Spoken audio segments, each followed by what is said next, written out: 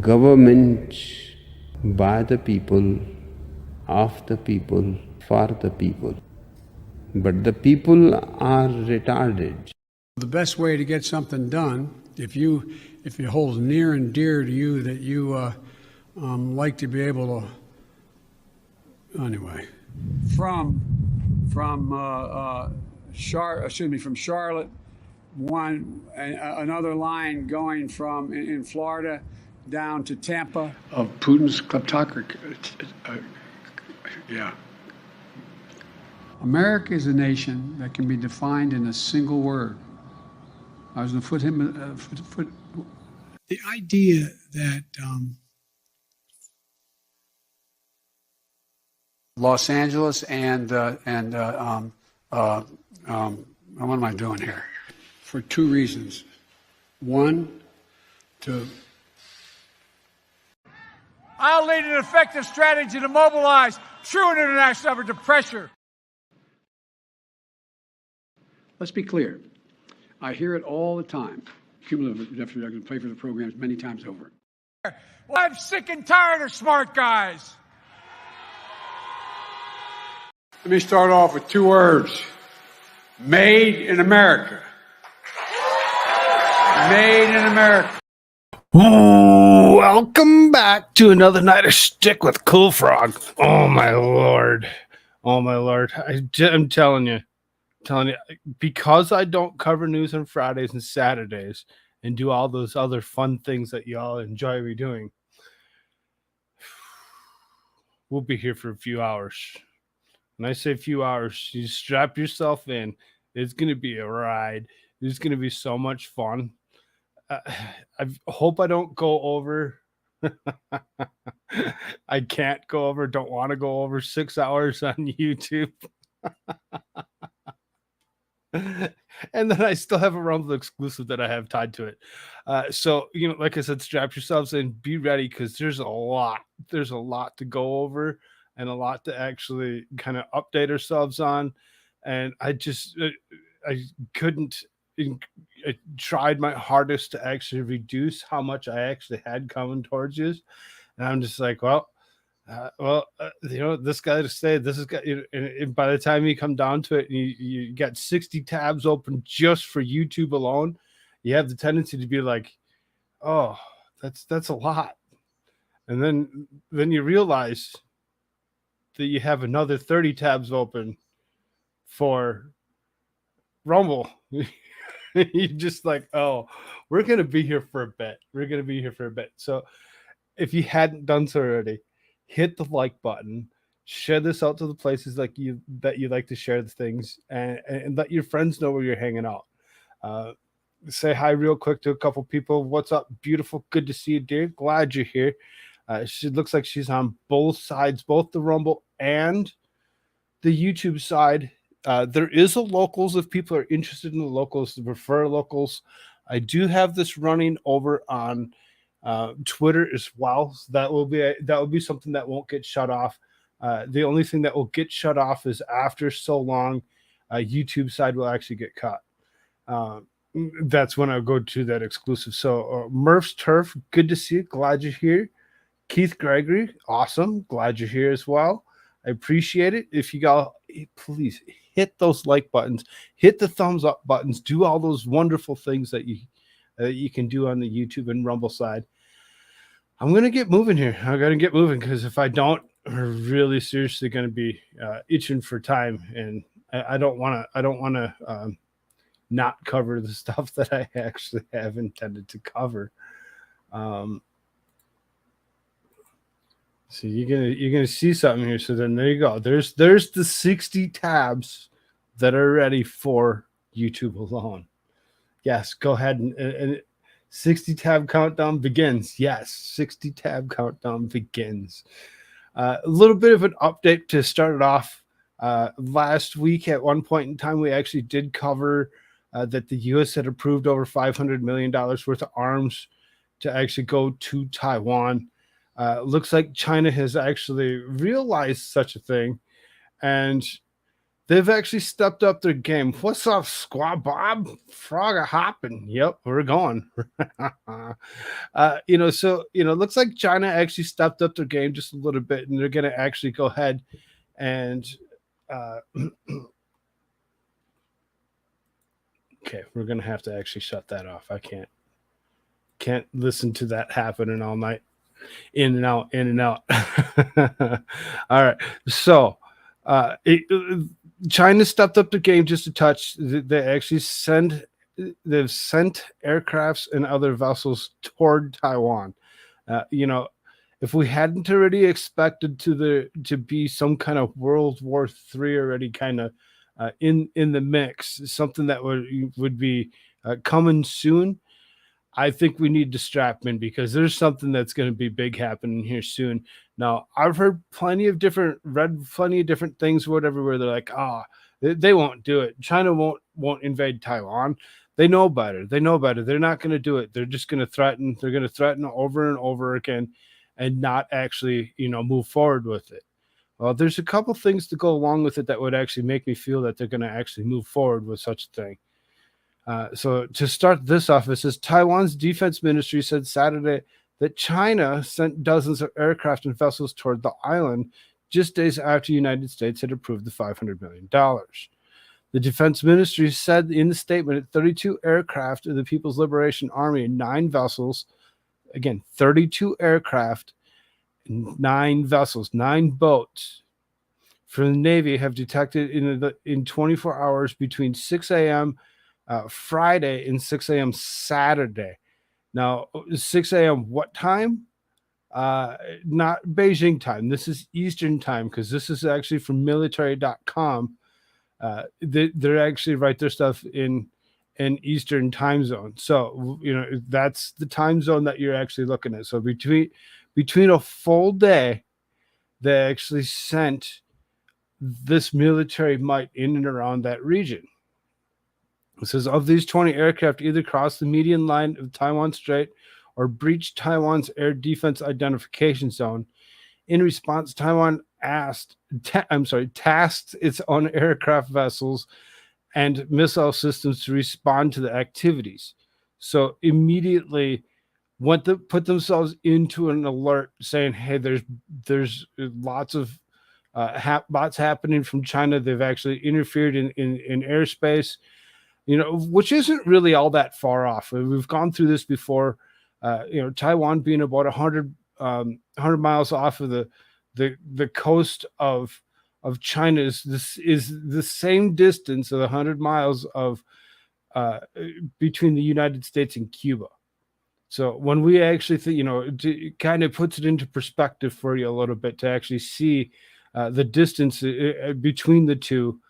It's not a lot of. It'd be like us sending a ship off of the coast of the United States, and all of a sudden you're within halfway to Cuba. All of a sudden, Cuba's being formed. Well, we all know that China actually has a military might sit in Cuba, right? It says China sees self-ruled Taiwan as a renegade province to be taken by force if necessary. In past year, Beijing has stepped up military drills around the island in reaction to Taiwan's political activities. The Chinese military launched drills around Taiwan last week in a stern warning after Taiwan's vice president stopped over in the U.S. while on an official trip to Paraguay. The State Department said Wednesday it had signed off on the sale of infrared search and track systems of F-16 fighter jets and other related equipment to Taiwan worth $500 million. Chinese Defense Ministry spokesman Zhang Zhougang said Friday that China opposed the arms sale, calling it a gross interference by the United States to actually go ahead and send the $500 million worth of equipment to Taiwan. Calling it a gross interference to China's internal affairs and describing it as a heinous act violating one China principle, as well as 3 Sino-U.S. joint communiques. Zhang also said that China urged the U.S. to fulfill its commitment of not supporting the independence of Taiwan. They don't care. They want Taiwan to be theirs. They know what is in Taiwan. They believe Taiwan has always been theirs, and they're not going to actually stop thinking that Taiwan isn't theirs.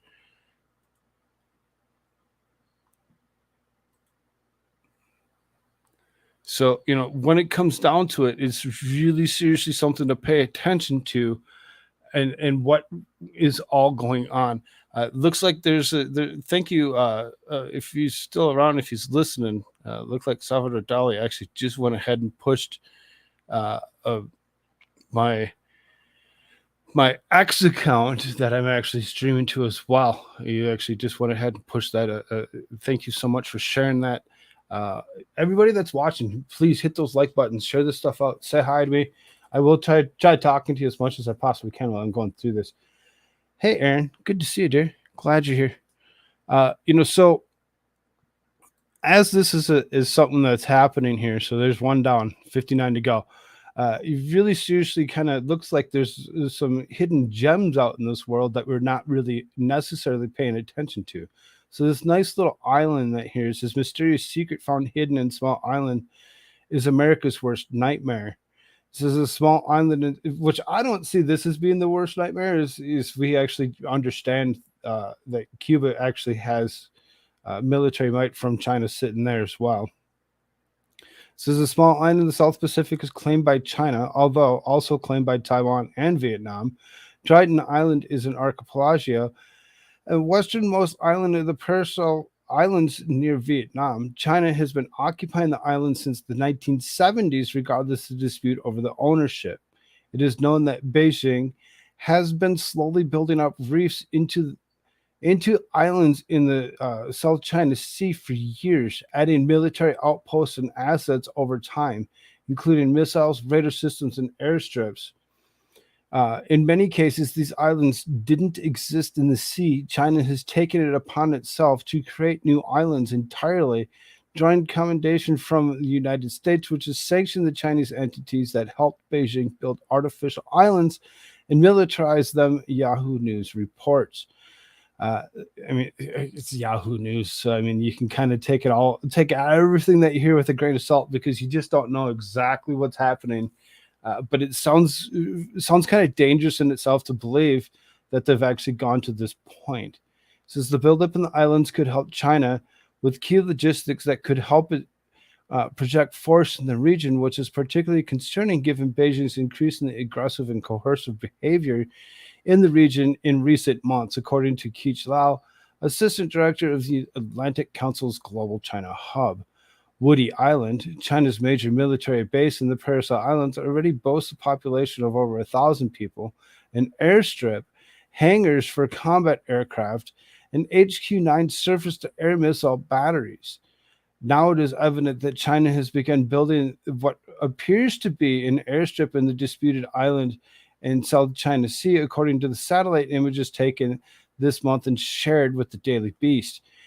So again, we can actually look at that. You can see there's a decent sized airstrip that's actually on this little island that's out in the middle of nowhere that they actually raised up out of the coral reefs of the South China Sea. They have the tendency to do this. This isn't the first time that I've heard of them actually doing this particular move of actually trying to get their troops in and around and out and available for themselves to be used for military might. Hey, Vicky, good to see you, dear. One satellite image taken by Planet Labs PBC on August 10th and analyzed by Daily Beast shows new construction of the Trident Island compared to the Planet Labs PBC satellite image in the same island in March.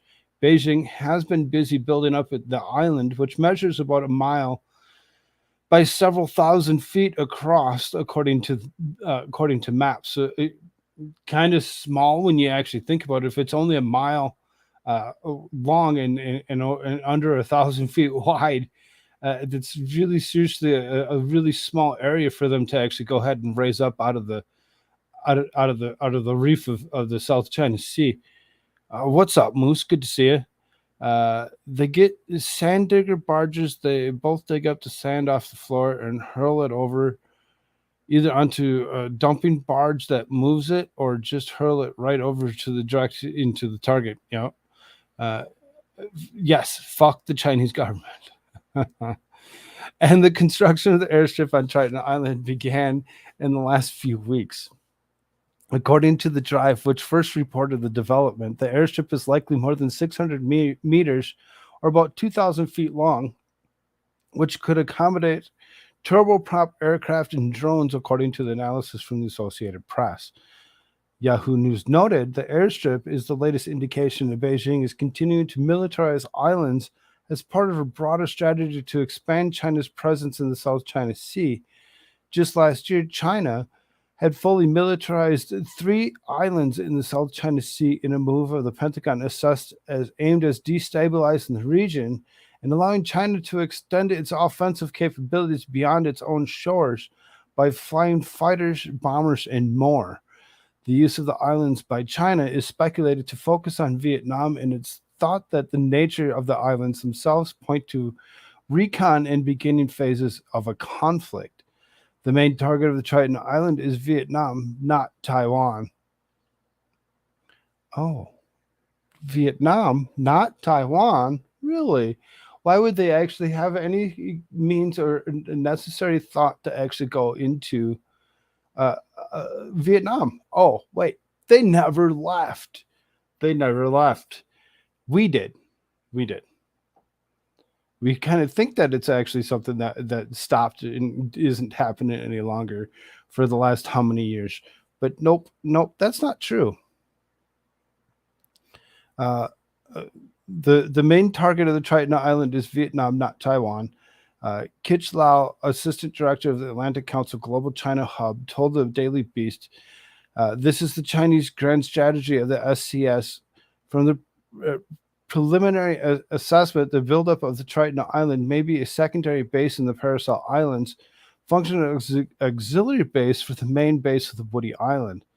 The Great Walls of SCS, South China Sea, have been built on sand, which are vulnerable during the war because they're not defensible. Sifu Ao of Taiwan's Institute of National Defense and Security Research said in peacetime, however, the man-made islands are quite useful to conduct a variety of missions, for instance, presence, intelligence, surveillance, and reconnaissance, situation awareness, and gray zone tactics. The Triton Island buildup could also be an attempt at making a potential move to seize Taiwan more complicated for China's enemies to successfully counteract.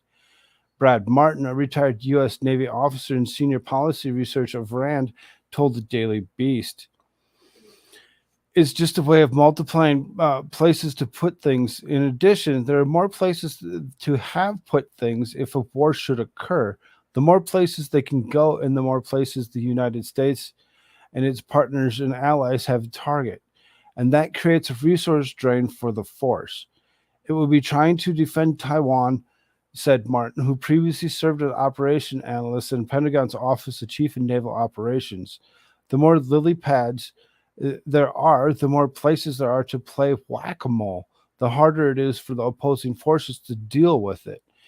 So then if you think about it, if they got these random pads that are out there that are small enough, that are a mile long, they're really seriously kind of tiny for you to actually expect to see these randomly placed with large military forces on each one of these islands.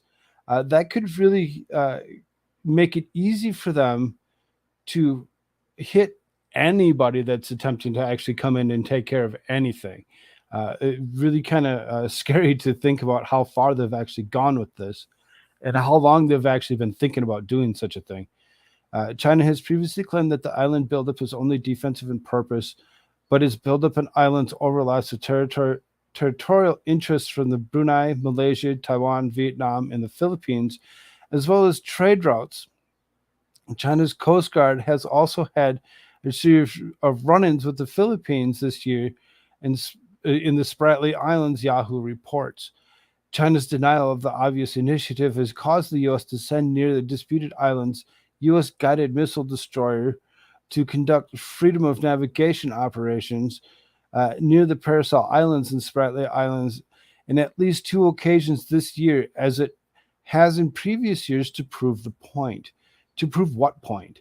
To prove the point that, that they're actually doing something that we already believe that they're doing. To prove that it's actually all offensive and not just defensive. When it comes down to it, for them to continuously do this is really kind of and not let us know. I don't know if that's something that we should really be frowning at them for. It seems as though they may have actually done something to help themselves out when it comes down to it in the long run. And this could be very dangerous for all these other countries that are nearby, from Brunei, Malaysia, Taiwan, Vietnam, and the Philippines. All these countries are going to see some kind of advancement of China, of the Communist Party of China. When it comes down to it, it could be very dangerous to see how far they're going to go at this. Now, comes down to it, this is the kind of stuff that they're actually doing, because they've expanded themselves. They've expanded themselves over and over again. Now, I brought this one up the other night when I had, on Friday night, when I had a decent group of people on panel with me. Brazil, Russia, India, China, and South Africa, BRICS, being a thing. So it's like kind of something similar to what you would expect, like NATO to be. They're a very large group. Now there's some expansion that's happening all together. Now you can assume that China actually drew this map. If you actually look at the outside edge of China, you see there's a little island or whatever that's painted red. That's Taiwan. That's Taiwan. So they're already assuming that it's theirs. They're not going to actually go against that. Now you actually have all these other countries, these applied for membership countries, as well as new members. So new members of Iran, United Arab Emirates, Saudi Arabia, Egypt, Ethiopia, and Argentina have already been, in play for the most. A lot of those new members are something to pay attention to, as they're very large countries of oil production. Oil production is a big deal. You see that third line down at the bottom of the bar graph or whatever. It shows all that green to take it all the way up to 43%. Saudi Arabia, Iran, and United Arab Emirates to be very large oil producers themselves is really going to be something to actually watch to see where our oil production is actually going to go. Because if we actually have issues with our own oil production and not wanting to actually produce our own, and all of these countries are all tied together, and they want to actually be part of this BRICS, it's really seriously something to pay attention to. Now you can see in the yellow, there's several other countries that have actually applied to be members of this particular deal. So Belarus is in that, Turkey. I don't know all of the countries that are actually part of it, but you can kind of see like Ecuador when you look over here in the which here, let's see if I can't. Let's give you a full screen on this real quick. And I know it's not very much bigger, but when you look over here and you actually see Ecuador and you see Cuba in play here or whatever, so then this country of Ecuador that's actually in play is they've actually gone ahead, and Russia's actually has been able to work with them. And we covered this last week, where they've been able to work with them to actually install a military front in itself, which would actually allow them to actually hit mainland United States, including DC, within seconds of launching anything. To see all these other countries in yellow actually come in and apply to join this particular conglomerate of BRICS is huge. That's huge. That's a lot of countries that are actually trying to ally with them, together. When we actually look at this one's actually Nigeria, right? Yeah, this one's actually Nigeria. This one that's actually here in Africa, that's right off of that cape or whatever. So it's to actually see something like that actually coming into play. They're a huge producer of uranium, for nuclear power. And you can see which countries are we allied with. Yeah, the NATO, which is going to be mostly Europe and the United States. You got Canada, Mexico. Mexico's not really with us. Australia's with us, and Japan is with us for the most, as well as South Korea. Now, South Korea, is sitting here, but North Korea is not part of that particular BRICS. They haven't applied for it. They're not members. North Korea in itself is, has always been their own threat. They've always been their own threat. So it's kind of really seriously interesting to see how this is actually going to work itself out. So then you can see here, Maduro tries to buy a spot in BRICS with Venezuelan oil. So add more to it. Add more to it. We want to actually be part of your group. We feel it's necessary to actually join the group and actually be, part of it, because why would they want to be part of anything else? They're socialists. And they don't want, and they would want to actually stay with who they actually want to stay with. Suzanne left a like. Have a great stream. Okay, you can stick around and listen, or you can, I don't know, I guess. You have a good one. Socialist dictator Nicolas Maduro offered Venezuela's vast oil reserves to the BRICS Economic and Security Bloc on Thursday, hoping to entice China-led coalition to eventually accept the rogue socialist nation in the group. So China-led coalition is pretty much where they're actually pushing that, right? They're not going to actually sit there and be like, oh, it's not, it's BRICS, Brazil, Russia, India, China, and South Africa, but it's all China-led coalition. Oh, okay, sure, makes sense. Gathered this week in Johannesburg, South Africa, to celebrate its 15th summit, the socialist Maduro regime has been unsuccessfully attempted to convince BRICS to accept Venezuela as a member nation since the earliest of 2015. Oh, here, let's go back to this.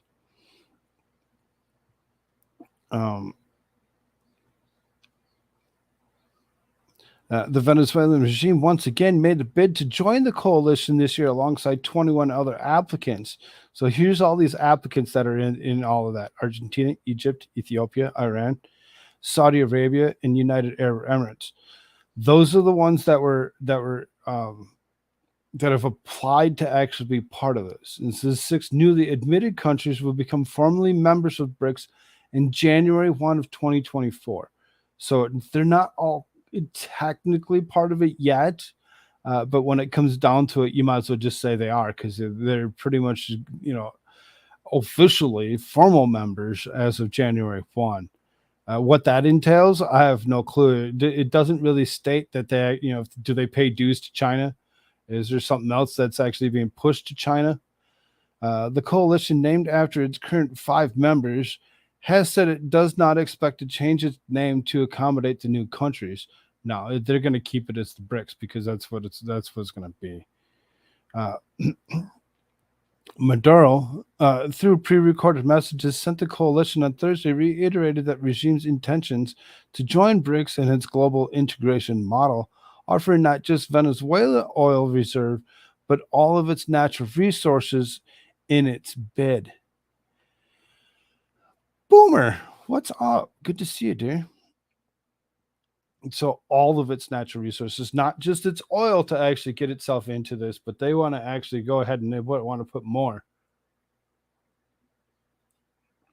What's up, Nandor? Venezuela joins the request of the countries with aspirations to join BRICS has officially expressed a letter in 2015 and recently ratified, contributing to its global integration model and largest certified oil reserves in the world in our country, among other riches. In addition, our country has abundant mineral resources that provide it with over 20% of the world's iron, copper, and gold reserves, together with the extensive of silver, bauxite, coltan, nickel, rhodium, titanium, among others. So they're gonna put all of it up. They're gonna put all of it up and say you can have access to anything and everything you want as long as you protect us. Protect us, and we'll be just fine. Heidi, what's up? Good to see you, dear. Eavesdropping. Come join the conversation. Venezuela is home to the largest proven oil reserve in the world at more than 300 billion barrels. However, due to more than 2 decades of socialist mismanagement, its oil industry lies in shambles and its oil production has dramatically dropped in recent years. Maduro, who enlisted Iran to help repair its rundown refineries, while at the same time reducing the facility's reliance in U.S. made technology for its continued operations. I'm assuming the what the fuck is why would they go ahead and put up all their natural resources to make this a bid to put themselves in play with BRICS? Why would they actually do that? Why would they actually put themselves at the point where you can have it all? It's okay. We don't really want any of it. We're a socialist country anyway. We're fine sharing anything and everything. We don't need to actually benefit from it other than to have your protection that you won't actually come after us. According to data from U.S. Energy Information Administration, 6 of the now soon to be 11 BRICS members nations were among the top 10 oil producers in the world in 2022. Iran, Saudi Arabia, United Arab Emirates, 3 of the 6 new BRICS members that are also part of the Organization of Petroleum Exporting Countries, OPEC. OPEC. Oh, I got you. Hey, Leslie, what's up, dear? Good to see you. Accounted for 20% of the world's total oil production in 2022, while China, Russia, and Brazil accounted for the additional 20%. The United States alone accounted for 20% of the world's total oil production in 2022. Maduro, in his address, hoped that all OPEC members, states presently aspiring to join China-led bloc, were accepted. It would guarantee BRICS is handling 83% of all proven oil reserves in the world. 83%. Now, you seen on the previous screen that I had showed you, or whatever, that showed the countries that were part of BRICS. All of the other countries combined would change it from 43 to 83% of all oil reserves of the world would be in itself tied to China. We've been warned. We've been warned for plenty of years. China, all over the place. It's China. It's been China. But the ignorance, China's not our worry. We don't need to worry about China. Let's go and fight a proxy war against Russia over here in Ukraine and send all of our money to them, because that's where it matters. That's prior to his Thursday address, Maduro placed Venezuela's now rundown farmlands at the disposal of BRICS nations' investment on Wednesday. Over the course of 2 decades, the Venezuelan socialist regime and the Bolivarian Revolution seized over 9 million hectares of privately owned farmlands and placed them in the hands of the regime's loyalists who, without any regard for technical capacity, obliterated the once productive lands, forcing the country to import products that it was once capable of producing on its own. You don't need to eat. You will eat the bugs and you'll be fine with it. Yeah, go consume your food while you can, Vicky, because I have a feeling that pretty soon we're going to be in the same state as the asshole of Joe Biden has actually gone into play, and he doesn't give a shit about us. The Venezuelan dictator also expressed his regime's intention to join the BRICS think tank group, offering to share the BRICS his socialist regime's accumulated experience in a struggle and resistance against sanctions, which Maduro and other high-ranking members of his regime have dubbed unilateral coercive measures.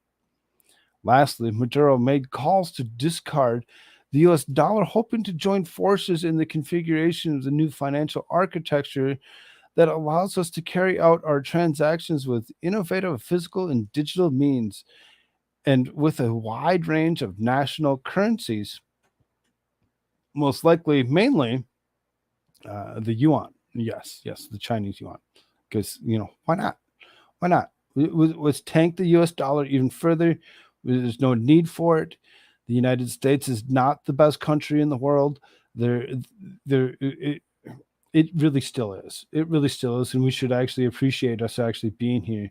And hopefully we can actually make something better of ourselves. Leslie Kohler, welcome back to the Frog Army. I really do appreciate that. Thank you. As far as that goes, to actually see Venezuela actually going ahead and giving up all production, having to actually import food as opposed to being able to actually produce their own that they've always been able to do once before, it really doesn't make much sense. YouTube is always messing with me. Yeah, I'm back. Awesome. I'm glad you're here. No, I did not and have not heard from Darth. No, have not. I have no clue. Did he show up and I didn't see it? I don't think he did. Doesn't look like it. I haven't seen him. In a few. I kind of he called everybody something and I called him back to something worse by calling him his own name. He just kind of, it happens. It's okay, Hattie. It's all right. But Venezuela, we'll be paying attention to Venezuela, see what actually happens with them and see if they actually get accepted. It kind of looks like they're shaking hands, like it's okay. And they could potentially see something here in the near future. So then kind of move on just a little bit. John Kerry of the United States of America, this asshole, says we can't fix climate without China completely ditching coal that they're using more of. Of course not. We've known this for a long time, John Kerry. Who do you think you are?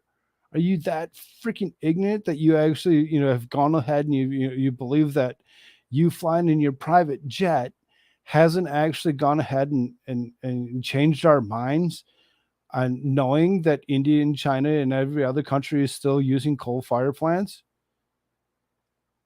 But you want us to be the ones that actually stop using coal-fired plants? How ignorant are we? I mean, really? During an interview with CNN international correspondent Paula Newton that was aired on Friday's broadcast at CNN's International Amateur Special Presidential Envoy for Climate, John Kerry, acknowledged that unless China moves off coal completely, we cannot meet climate goals. Kerry said India is building coal and has coal, and they've already built it. They've depended on it for their development. China has depended on coal for their development. They have too much coal. in our judgment in China, and we're working with them to try to see how we could begin to turn that around. The fact is that even if the United States of America went to zero tomorrow, we'd still have to ask these other countries and work with these other countries to reduce emissions. First of all, yes, China is dependent on coal and has been for further development, and they have to move away from coal over time. China is currently, and we can't make it if China doesn't move off that coal. That's one of the critical points we're making to them. We cannot solve this problem if we don't talk to China and work to try to move in a way that's cooperative. Not that we're dictating or ordering somebody to do something. We're working on this together in order to be able to find the ways in which we can both do better job. But the truth is that China has been building coal. We have not. Of course, we haven't. We haven't. We've been ignorant to the point, and we've backed away from it. We've backed away from it to the point where we just don't give a shit any longer, and we're going to actually go ahead and watch everybody else still continue to use coal fire plants. Kerry also stated that China is building more and more coal. Their emissions are increasing, but hopefully China's renewables will put them in a position that they don't need the coal. They don't have to light and burn those furnaces. Yeah, they do. Yeah, they do. Leslie Kohler for $20. Thank you, thank you, thank you so very much. Glad to be back. I'm glad you're back. I really do appreciate that. That's awesome. So John Kerry's just a dork. Oh, everybody needs to move away from coal-fired plants. We're not going to dictate that you need to, but we're going to request it. We're going to request it so that way, everybody can live just a little bit longer on this great planet that we all just love so much, because we're not worried about anything else but climate change, because we're ignorant, because we're all ignorant, of course. So dumb.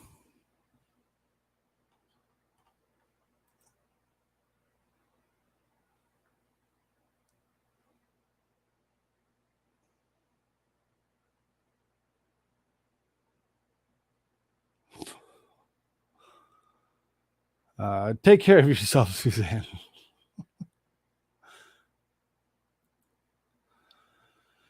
So, kind of move on just a little bit here.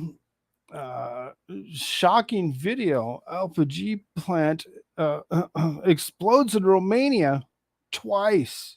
The second time seriously injures several firefighters. What is going on? What's going on? I think arson, sabotage, mass destruction, as it is. They're going to do whatever they can.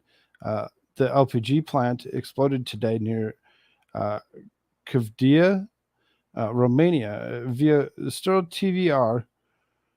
Raw images of the moment of the second explosion has captured by TVR operator Merce. Attention, there are images with a strong emotional impact.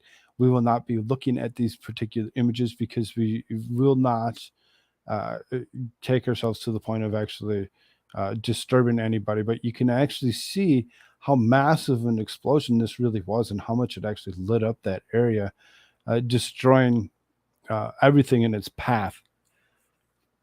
The video was captured at 1850 in Kavdia. This is a call at 112 reported. An explosion followed by a fire at the liquefied petroleum gas station in the town of Kavdia at 1850. Initial information indicated that one person had died and at least 7 were injured. A new explosion occurred at 2055 with the affected rescuers in the front line. 26 firefighters were injured. StarTVR.ro presents the unedited images in the second explosion as captured by TVR operator Mercier. According to the Prime Minister, 4 patients will be transferred to Italy and Belgium. the head of UPU, Smerd Bucharest, detailed the 7 places outside the country were identified where seriously injured firefighters can be transported. The Ministry of Defense provides 2 aircraft. Most likely, the evacuation of patients abroad will begin Sunday morning. This is something to really seriously think about. And liquefied petroleum gas. Liquefied petroleum gas is very highly explosive, and dependent on what actually occurred, what started this, what actually who did what to actually cause this to happen is really something that's still in question. They haven't really actually released that information. What's up, Jiraiya? Good to see you.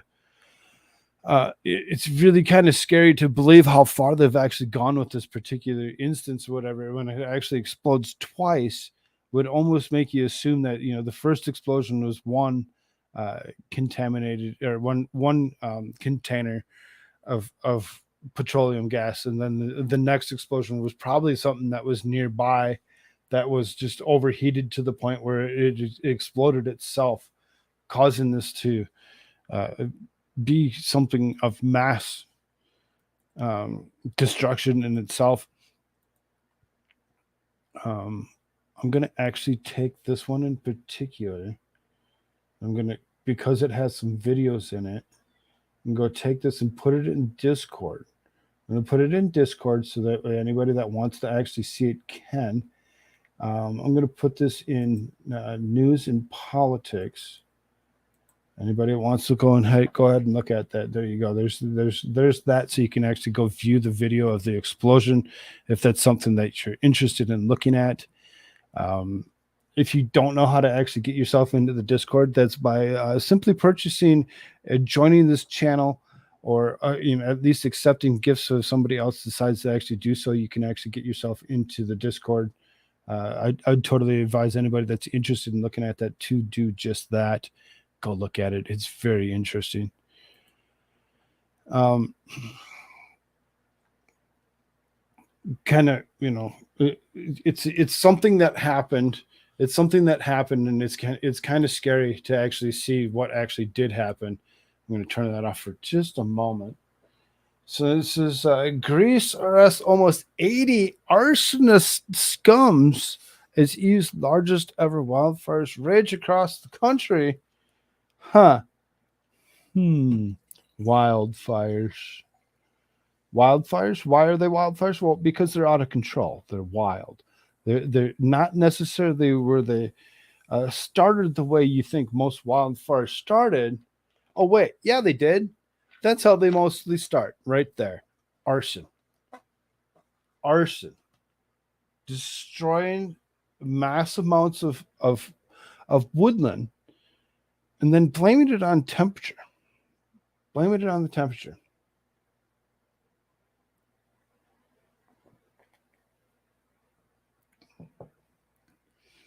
I mean, yeah, either way, they're wildfires, right? Why? Because they're uncontrollable. They're wild. They're going to actually spread continuously. The sad thing is how they're actually started. I'm going to actually represent this screen so we can actually look at video. So you can kind of see here a very large, huge swath of fire that's actually pushing people out of almost every single country. There's seriously every single country across the northern hemisphere has some kind of fire going on, and in mass. It's huge. I remember in 2006, the Bush administration warned about foreign powers starting wildfires as a form of soft terrorism. Greece's catastrophic wildfires were taken to a disturbing turn as police authorities have arrested 79 individuals in the charges of arson. These suspects are being held responsible for deliberately setting fires that have caused widespread devastation across the country. Greece has witnessed several attempts by arsonists to spark new fires amidst the ongoing wildfires, perhaps in an attempt to blame it on climate change. According to the European Forest Fire Information System, wildfires in Greece have destroyed over 130,000 hectares of land so far, setting a new record for the EU. Minister Kikilius, addressing the nation via television, expressed his outrage at these criminal acts that endanger not only forest and property, but also human lives. The wildfires have already killed at least 20 people this week. He emphasized that the perpetrators will not escape justice as law enforcement agencies are committed to apprehending them. You're committing a crime against the country, Mr. Kikilius said. Arsonist scum are setting fires that threaten forests, property, and most of all, human lives. You will not get away with it.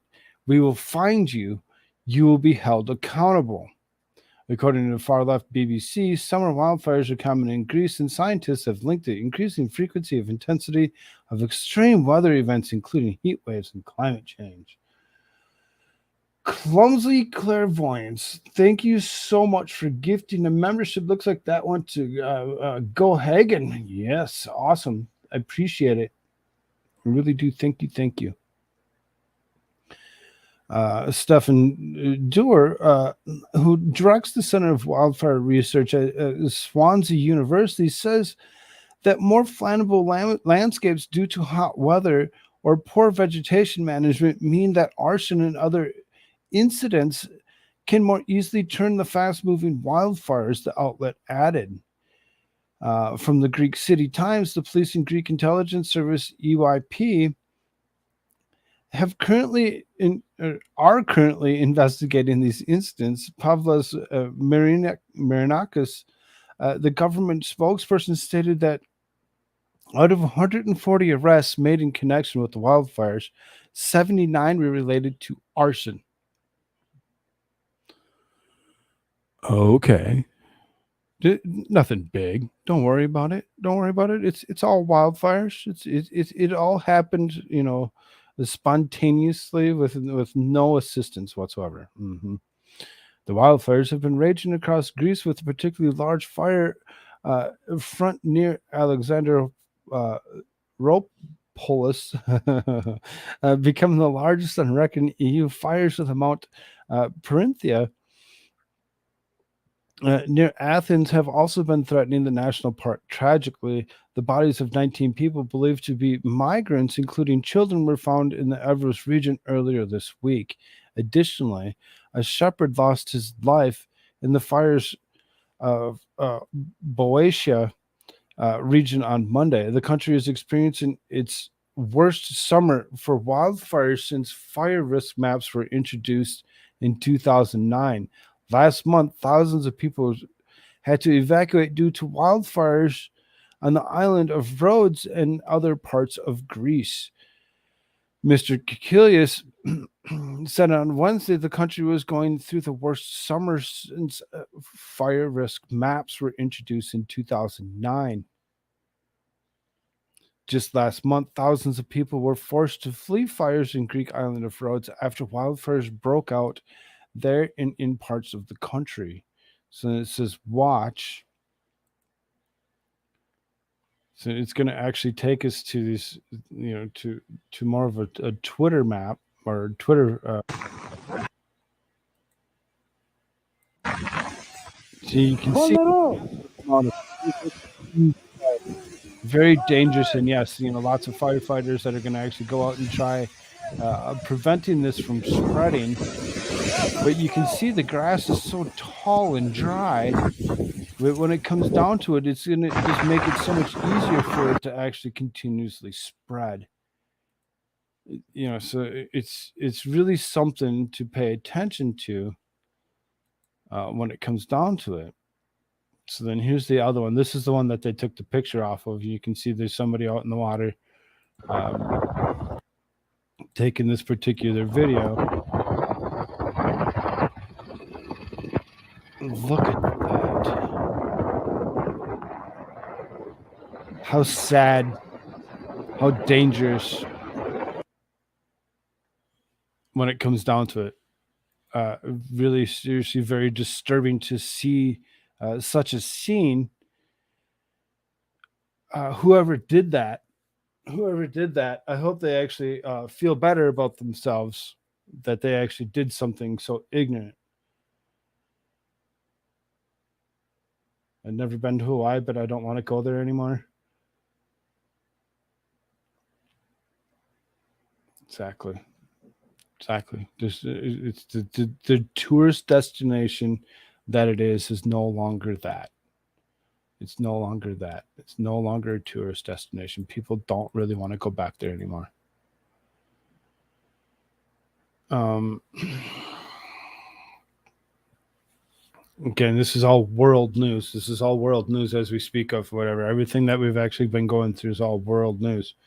I got a few other things going on when it comes to world news before we get into any type of politics of any sort. Pentagon to train Ukrainian pilots in F-16s in the United States, as opposed to them actually being in another country and allowing them to be trained there. Let's bring them here, and we can teach them how to fly these jets here, right on U.S. soil. The U.S. will begin training an unspecified number of Ukrainian pilots and ground crew members on how to operate American-made F-16 fighter jets in October, taking an option the White House previously offered as the last resort. It's supposed to be the last resort. They've gone to the last resort of being like, well, I guess we'll just train you how to use them over here. Yeah, exactly. We're now training them Yahtzees. Yep, that's what we're doing. We're training them. We're just going to bring them right here into the U.S. soil, and we're going to train them right here. Exactly what the fuck. We trained Al Qaeda. Look what happened there. The prospect of training Ukrainians on the American-made fighter jet in United States territory has put forward the possibility only if European training capacity proved insufficient. As U.S. officials told the New York Times in recent days, several pilots and dozens of maintainers will begin training on Morris Air National Guard Base in Tucson, Arizona, in October to support the F-16 training coalition led by Denmark and the Netherlands. Where training is already underway, Pentagon Press Secretary Brigadier General Pat Ryder said. As we looked at the European allies providing this training, recognizing the fact that we want to do everything we can to help move the effort along as quickly as possible in support of Ukraine. Yes, that's what we want. We want to support Ukraine for all it is.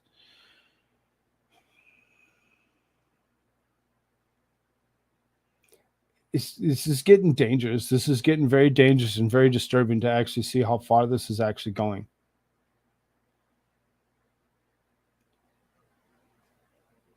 Lisa Faltersack, good to see you. Glad you're here. Isn't it similar to Operation Paperclip? Eric Hunley talks about Paperclip, how we brought Yahtzees over here. Something super close and similar to all that. The fun one is that you bring up Eric Hunley. Eric Hunley is actually going to join me here soon.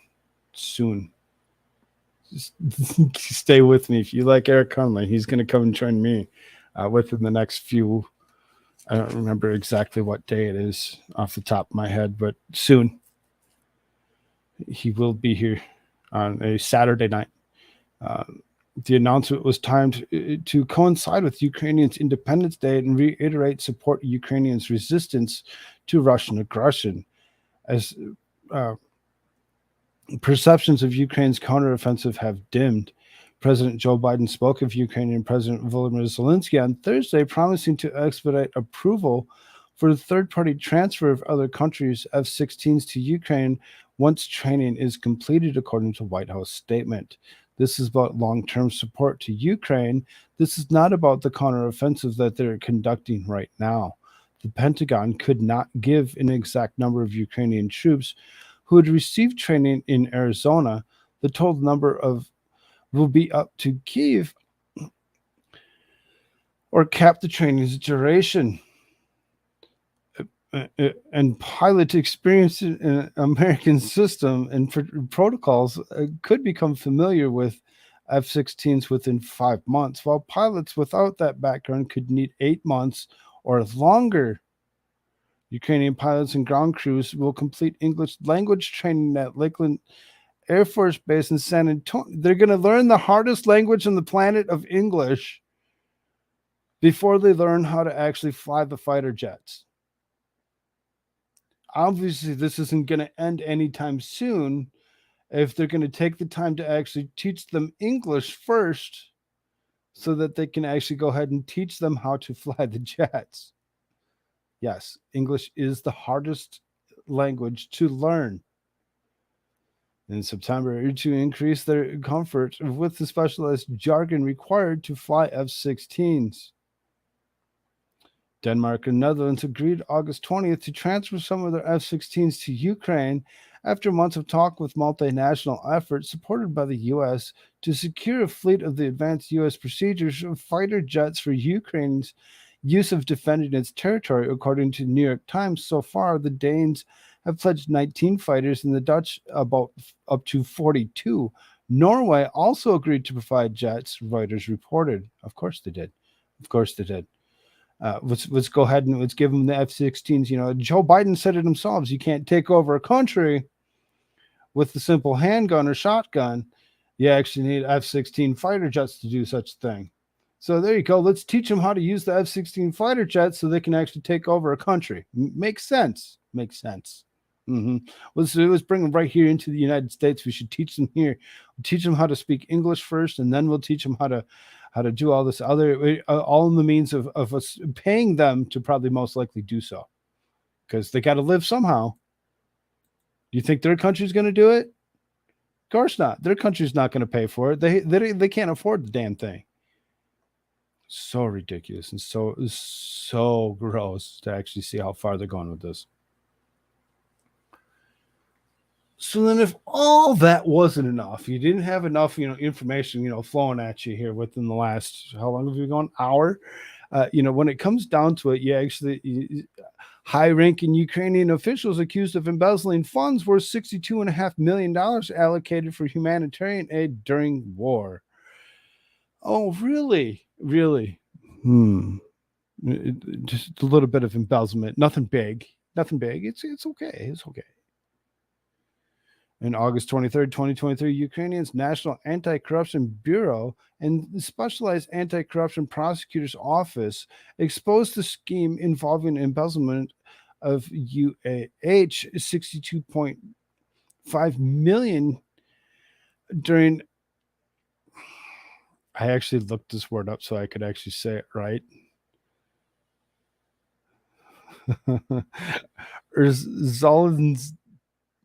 Zalaznitzia. I seriously I listened to it 10 times to actually make sure that this word was in my head, and I still can't get it right. And they're going to go ahead and they're going to learn English. Procurement of food supplies amidst the ongoing conflict in Russia. This is a state-owned national railway company of Ukraine. It is one of the largest railway operators in Europe by network size and annual freight and passenger throughput. The scheme implicates both former and current high-ranking officials. The first deputy minister of agrarian policy and food is under investigation. The former deputy minister of economics is also being probed. In March 2022, due to the full-scale invasion by the Russian Federation, a need emerged to procure food products to meet the urgent needs of the country under wartime conditions, according to press release. The first deputy minister of agrarian policy and food implemented a scheme that involved the purchase of products for regional military administrations and inflated prices from a selected company. At the railway's expenses, the company then produced products that market prices from a foreign manufacturer, Poland, through the controlled intermediary firm linked to the family ties of the head of LLC1, while the cost per kilogram of product was artificially increased by approximately 150%, according to Nabu. The high-ranking officials manipulated his position to approve payment invoices and transfer overcharged funds to LLC one's account. Despite being aware of the actual market value of the availability of local manufacturers, the official deliberately sidestepped these options. As a result, the railroad company overpaid LLC1 by more than UAH $28.8 million, including VAT, being March and August of 2022. So in a short period of time of them actually doing this, they overpaid them by 28.8 million UAH. That's a lot of money. Oops, we overpaid you. And now what? Now what are they going to do? Are they going to go after them to get it back, or are they going to just allow them to actually have it? Because when it comes down to it, it doesn't really matter that they overpaid somebody. It doesn't seem that way, does it?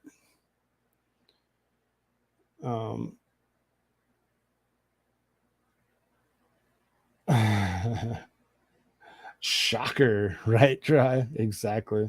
Not my president. He's napping in the basement. Yep. During the same period, the second scheme was orchestrated involving another company. This time, food products were produced from Turkey, also at inflated prices. A similar markup of nearly 100% per kilogram was observed.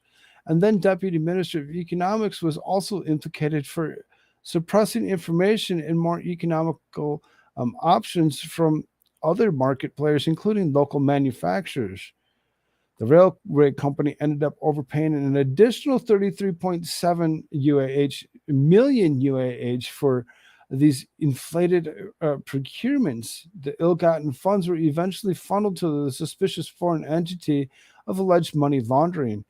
Draft records outlining the distribution of ill-gotten gains were discovered during a search at a scheme participant's place. Nothing to see here. There's no embezzlements coming out of Ukraine in any way, shape, or form. Why would we be concerned with that in any way? We shouldn't be concerned with any of that. There's nothing going on here.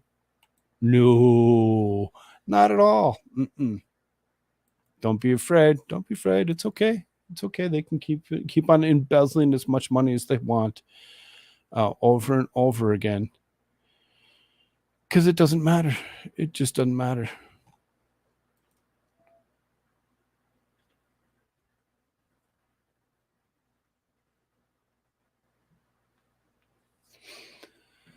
Uh, 16 watching over on Rumble. Please hit the thumbs up button for me. It looks like I got 7 and only 20 likes. There's obviously not everybody hit the like button over on the YouTube side. If you haven't done so already, please do so. Let all your friends know where you're at and let them all come in here and join you for this wonderful conversation as we move away from the embezzlement into this guy. Yes, this guy. We'll right into United States politics as it is. Just remember that Stalin and Hitler were named People of the Year. Yes, they were.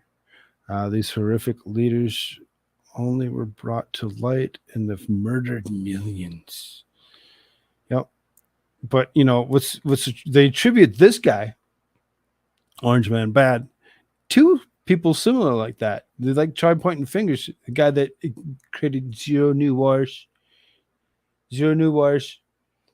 and has killed 0 people.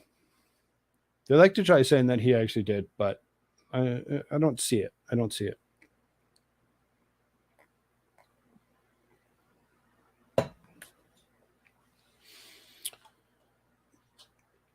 So it says 3 Trump co-defendants have just turned on him, or have they?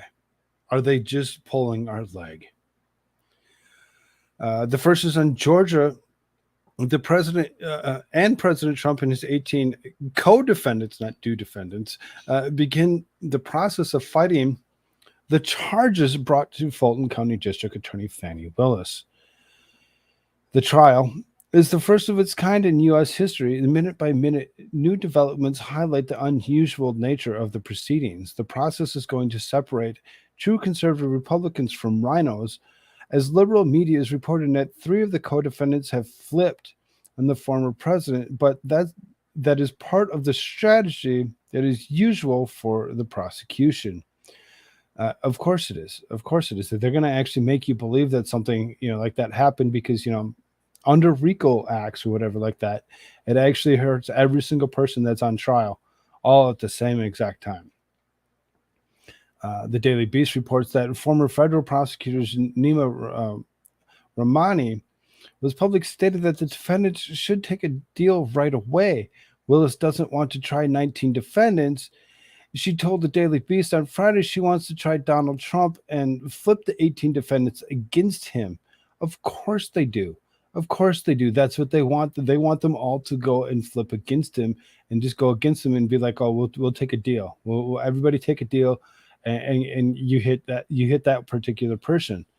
Whereas if they can convince them to do such a thing, that might work. But if they can't convince any of those 18 to do a damn thing, if they all stay with them and actually, stick it out, every single one of them could be let off on these particular charges. Daily Beast notes, during his career in assistant U.S. Attorney, Rahmani, who is now in private practice, put more than 1,000 criminals behind bars. He said, of those, I can count on one hand the number of people that I wanted to cooperate who didn't cooperate. Of course he does. Because why? He's going to continue to threaten them all to actually go ahead and cooperate. If they don't cooperate, he's going to make their lives hell as well. I'll let you go. I'll give you a deal if you cooperate with me and you go after that guy. Let's everybody turn against him. Come on, let's go. And he's going to continue to force that to actually be something. I don't see it as being that anybody had actually done so. I believe that they're just spreading the information that they want to spread to make you believe that such a thing is actually going to happen. Because if they can convince one person that 3 others had already done so, even though they didn't do so, would actually take them to the point of actually having the one person they need to actually go against it, to actually go ahead and bring them all up on charges. Such strong-arm tactics is working in reports of Georgia Republicans Sean Still, Kathleen Latham, David Schaefer claimed that they were coerced into participating in actions pertaining to the Trump campaign's protest in 2020, specifically signing papers that are being called false. The 3 reportedly claimed that they became false at the request of the former president or his attorney. The prosecution started the wheels turning on the strategy of all defendants turned themselves in this week in Fulton County. The Trump team's strategy, strategy, not strategy. This article is really full of typos. It's amazing. As some of the defendants have sought to move the case to the federal court, and others have, while others are seeking speedy or separate trials. Mark Meadows, Trump's former chief of staff, will make an argument for removal of federal court on Monday, as he should. Others are also requesting the change in venue, citing their ties to Georgia, the New York Times reports. Those other co-defendants requesting the venue change are Jeffrey Clark and the 3 of question of turning on Trump, Sean Still, Kathy Latham, and David Schaefer. This week, 2 defendants, former Trump elections lawyers Kenneth Chesebro and Sidney Powell, invoked their constitutional right to a speedy trial in Georgia. This means defendants are entitled to a trial starting within 2 weeks of the indictment. Because these 2 went ahead and they pushed for the speedy trial or whatever, because they're tried as a group. Under the RICO Act, they're tried as a group, the whole bunch of them all at the same time. One of them says they want to do something, they all kind of have to kind of stick together with it. If they don't stick together, they're going to actually hurt themselves in the long run. And they really seriously need to continue to work together. And they're not going to allow them just to actually sit there and talk freely with each other either. Although Willis responded to the trial date in October in Shrewsbury from Judge Scott McAfee stated that he would not do the same as the other co-defendants at the time. McAfee has not given a reason as to who other co-defendants would not receive their constitutional rights in a speedy trial. Co-defendant Harrison Floyd, who turned himself in even before President Trump this week, was told by Judge Emily Richardson that he was a flight risk and has refused bond.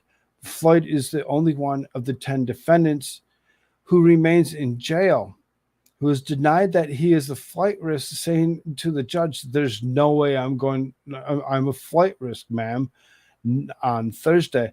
Why they would actually hold Floyd for any reason whatsoever is ridiculous. They should let them all go. They should all be on their own recognizance. Shouldn't be some bail that's set for each one of them of any sort. They're not going to go away. They're not going to go and disappear on you all of a sudden. It's not going to happen. Floyd asked for public defenders, saying that he could not afford a private lawyer, but was denied and told that he did not qualify. Again, so many typos. Qualify for the service. Floyd is the only black man being charged. Does that matter? Does that matter? He's just as much of a man as anybody else. You don't need to actually call him out for so fucking ignorant. I hate it. The massive legal bill that will be incurred by the defendants could reportedly top $1 million. A new legal defense fund called the Patriot Legal Defense Fund was created in July by two Trump co-defendants. Who wrote this? Joe Biden? CNBC reports to it had to have been Joe Biden to raise money and helping Trump aides and employees with the legal bills. You see this here, right? Oh, that's confidants. Okay. But this here, raise money, it's not spelled right. They got an awful lot of misspellings in here. Except for Floyd, all other defendants negotiated a bond agreement before arriving in Fulton County Courthouse to voluntarily submit to the charges and were therefore immediately released. Spelled charges wrong. So bad. Speculation from liberal sources is that all defendants will eventually take a plea deal is being bantered around. For his part, President Trump has stated that he is against the speedy trial for all and wants this to play out. Willis has requested that arraignments be held in the week of September 5th. Al Jazeera reports, at which time defendants will enter their pleas. President Trump himself is facing 13 charges, including racketeering, soliciting public officials, and violating the oath of office, filing false statements, conspiracy to commit forgery, and conspiracy to impersonate a public officer. Trump denies wrongdoing in all charges and accusing Georgia prosecutors of seeking to derail his re-election campaign. He has posted his optimism in being able to publicly declare it in court, saying, "For the first time in 3 years, brave American patriots will be able to, in court, to show how the presidential election of 2020 was rigged and stolen." Rigid?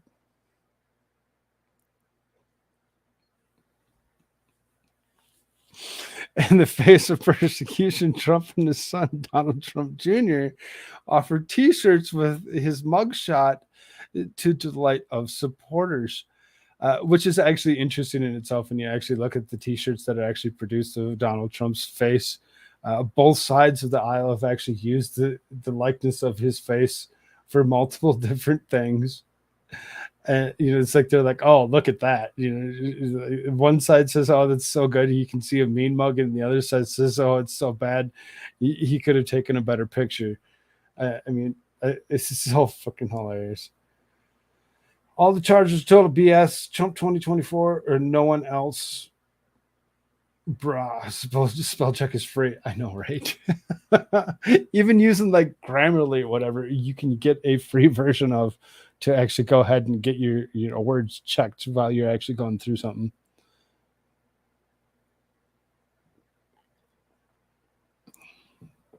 I'm with the Trump 2024. Obviously, you see the flag.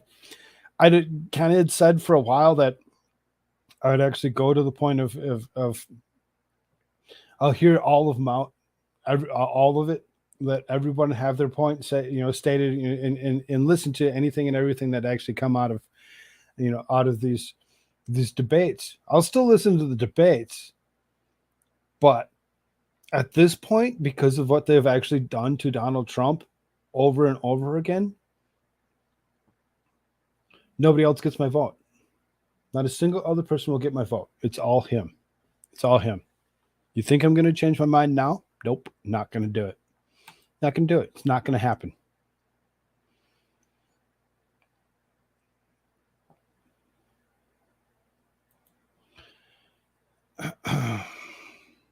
So, we're going to talk about Trump and things to go along with Trump here for a short bit here. It says unsafe, unsanitary conditions reported at Fulton County Jail. Of course there were. It says as the country turns into its attention to Fulton County Jail, in anticipation of former President Trump's booking, some are calling for a closer look at the conditions ordinary criminals, defendants unable to pay their bond, are subject to at the controversial facility. LaShawn Thompson died in custody at the Atlanta area jail. An autopsy revealed a disturbing death by neglect. His body was found covered with lice and bed bugs. Civil rights attorney Ben Crump, who is representing the Thompson family, said during the press conference, understand this as a human rights violation. What happened to LaShawn Thompson is a human rights violation. Ataya Holly is the deputy director of Southern Central of Human Rights, which has sued Fulton County Jail over its conditions for 4 different times. We felt the need to step in repeatedly because the people's lives are on the line. So you can see how disgusting this jail in particular is. Almost every single jail is just that. They're not clean. They're not clean. They don't like take everybody out of the room and say, okay, we're going to deep scrub this room now. Each time that there's a new person brought in, they don't have time to do that. Holly says what happened to Thompson was one of the many horror stories she's told over the years. See more, 4th indictment. Trump was booked in Fulton County Jail. This is a facility that holds too many people. This is a facility where people who have mental illness suffer a unique kind of abuse. This is a place of severely understaffed, which leads to people being attacked, people suffering from effects and not having safety or security around them. The Department of Justice announced an investigation into Fulton County Jail, saying that there are credible reports of unsafe, unsanitary living conditions and excessive force and violence within the jail. Assistant Attorney General in the Civil Rights Division, Kristen Clark, said during the announcement of the investigation, the level of violence at the jail is deeply concerning. At one point in 2022, the jail averaged more than 1 stabbing per day. Fulton County Sheriff Patrick Labat, who's in charge of the facility, says he welcomes the investigation and believes a replacement jail is needed. Holly disagrees. I patently disagree with the notion that more jails and more beds will solve the problems that we're seeing in Fulton County.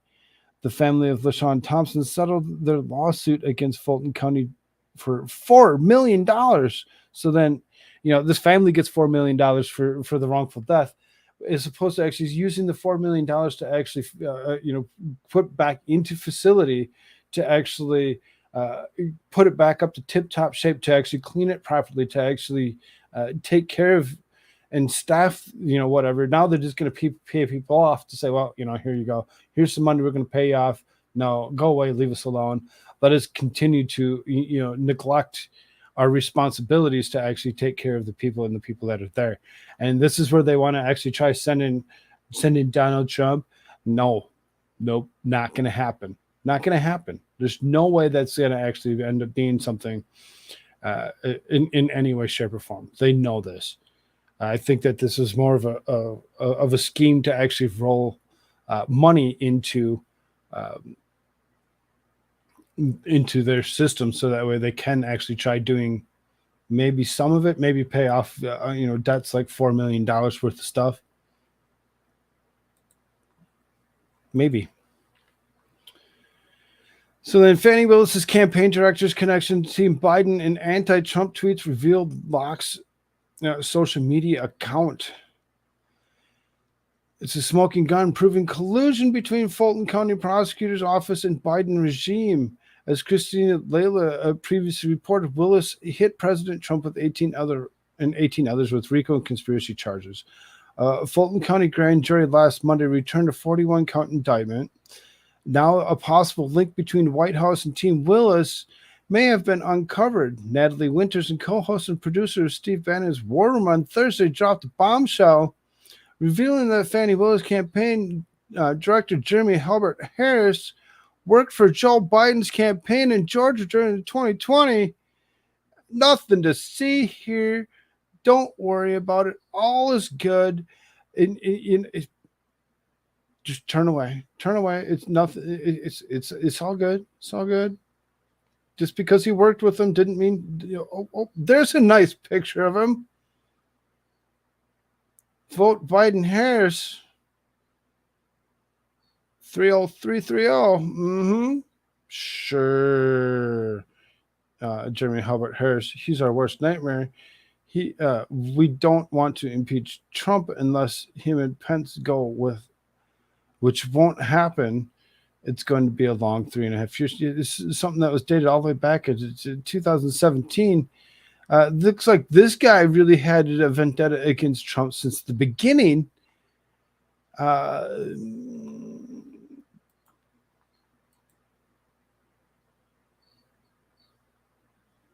Oops.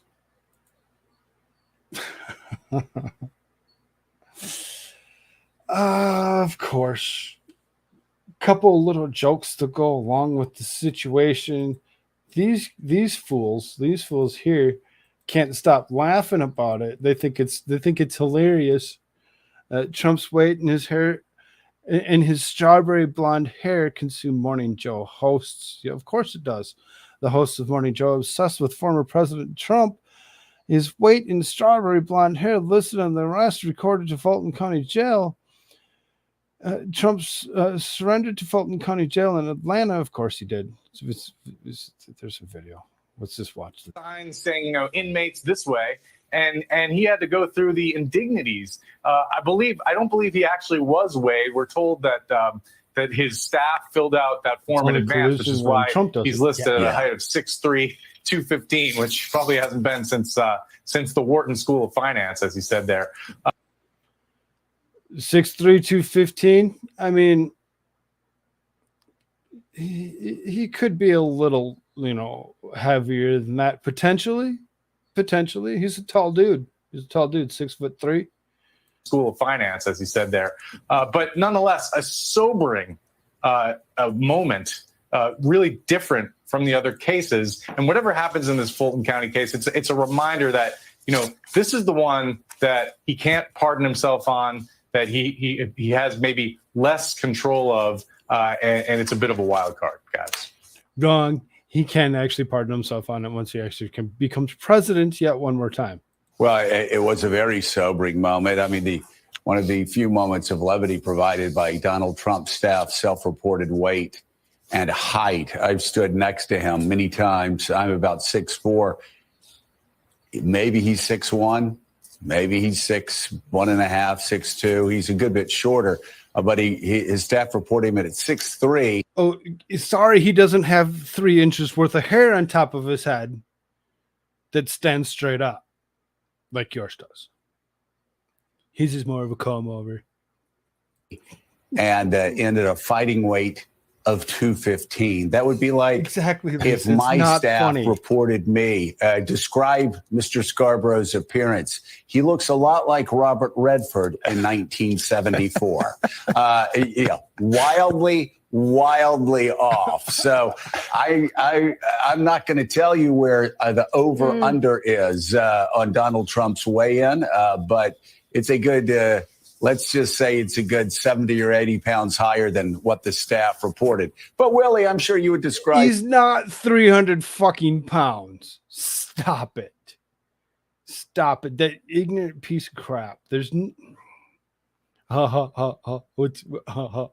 is looking like Robert Redford in about 74, but I don't know about Butch Donald Cassidy, Trump at Sundance 215. Kid era. Yeah, Exactly. right in there. Yes. Right in there. Yes. With or without the mustache. Yes. I like it with the stash. I also like the self-reporting of strawberry blonde hair. I thought that was a nice flourish as well, instead of just saying blonde. Strawberry. what color is it? It's strawberry blonde hair. Blonde. Yeah, he really went for it. What color do you want it to be? It's freaking blonde, dude. Strawberry blonde. I could just hear him saying it. It's strawberry blonde hair. Yes, I'm 6'3", 215 pounds. I believe him. I know that he's 6'3". It's actually reported that he's actually 6'3". It's been reported that he's been 6'3" for the longest time. 215 pounds. He's not that far off. That'd be like saying that I'm 300 pounds. I'm not. I'm not. He really went for it. He also can use a bail bondsman like anybody else would. Foster's bail bonds in Lawrenceville, Georgia, where you pay 10%. His bond was $200,000. Not sure exactly what he paid, but it was in those ways. Well, it's usually 10%, so maybe $2,000, pocket change for Donald Trump. Is that the ways you just described? Once you got through the motorcade and he got there, it was pretty quick and routine in the way these things go. I'm curious about trial dates here, Ken, because he's curious about trial dates because he doesn't know. He has no clue. He just wants to be ignorant to the point, and he wants to actually try calling it something that it's not. Yes, he is 6'3". He might be 215. He might be 220, 225. It's not that big of a deal to be off by a few pounds, but he's nowhere near 300 pounds like these guys like to cackle and laugh to try to think that he actually is. It's not true. It's not true in any way, shape, or form. And just to bring a little bit of, levity to the point or whatever, when it comes down to it, it's like, yeah, okay. Glad that you guys could actually go ahead and you could laugh about such a thing. When it comes down to it, it's just ignorance on your point or your part to actually go to that level of being like, well, we need to pick on this. And we need to laugh about it. Because what's that going to do? What's that going to do to anybody to actually just sit there and laugh at him? Nothing. It's going to do zero things to actually make it be, funny in any way, shape, or form. It's not. It's not funny. It's not funny anyway.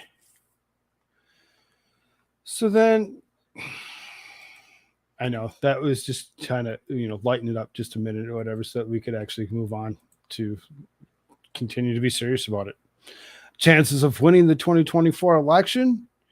Democrats thought releasing the mugshot of former President Trump would hurt him in the polls. However, it only strengthened his chances of securing a GOP presidential nominee. Thank you, Fannie Elena Haba, attorney of legal spokesman for Trump, said during the interview with Newsmax. Haba condemned Fulton County District Attorney Fannie Willis' attempts to persecute Trump politically over his alleged attempt to turn over the 2020. The Trump attorney said Willis's decision to release the former president's mugshot was a power play that got reversed on her. They didn't need the mugshot. He could walk in almost any country, go anywhere in the United States. He could go almost anywhere and people would see him and be like, oh, it's Donald Trump. Everybody knows what he looks like. For them to do this was ignorant on their part and caused them to actually lose. Because there's more and more people that have actually taken that and ran with it from both sides of the aisle, have taken and ran with that particular photo and said whatever it is that they want to say about it. Put it on shirts, put it on mugs, put it on, his mug shot. Done so many things with his mug shot. All the way to the ridiculousness of Green Day and calling him a Nimrod. Yeah, we'll get to that. They didn't need the mug shot. I guess, to her probably a trophy, but thank you, because now the trophy actually became ours. On Thursday, the day Trump appeared at Fulton County Jail to turn himself in, was the same day he made his debut on Twitter after being banned. He sure did. Trump's first post, his mugshot, along with the link to donate to his campaign. Within 24 hours, Trump's post received more than 200 million views. The American people aren't stupid. The mugshot is probably one of the best things that ever happened to him, probably at this point. So thank you, Fanny. Haba continued. Haba praised the 45th president, saying that Trump is a powerhouse and more Democrats try to take him down, the more emboldens and strengthens his base. Trump has previously called for 4 indictments against election interference, adding that attacks on him are an intentional way to remove him from the 2024 ballot. However, the former president's campaign is not worried about political witch hunts against Trump will hurt his chances taking back the White House.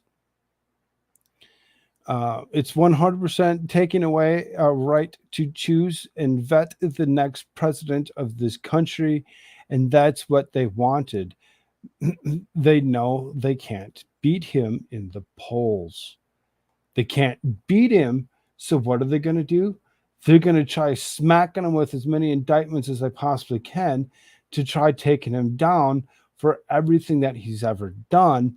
That's not true. They want to actually do this on purpose because they think it's going to make them bigger people. It's not. It's not going to make you bigger people.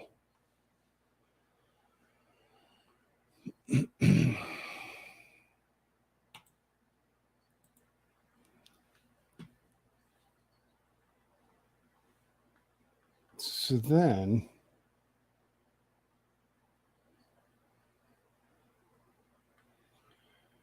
a couple other people had something to say about the situation. This guy, GOP Rep Strong, they're going to do anything to get Trump out of this race.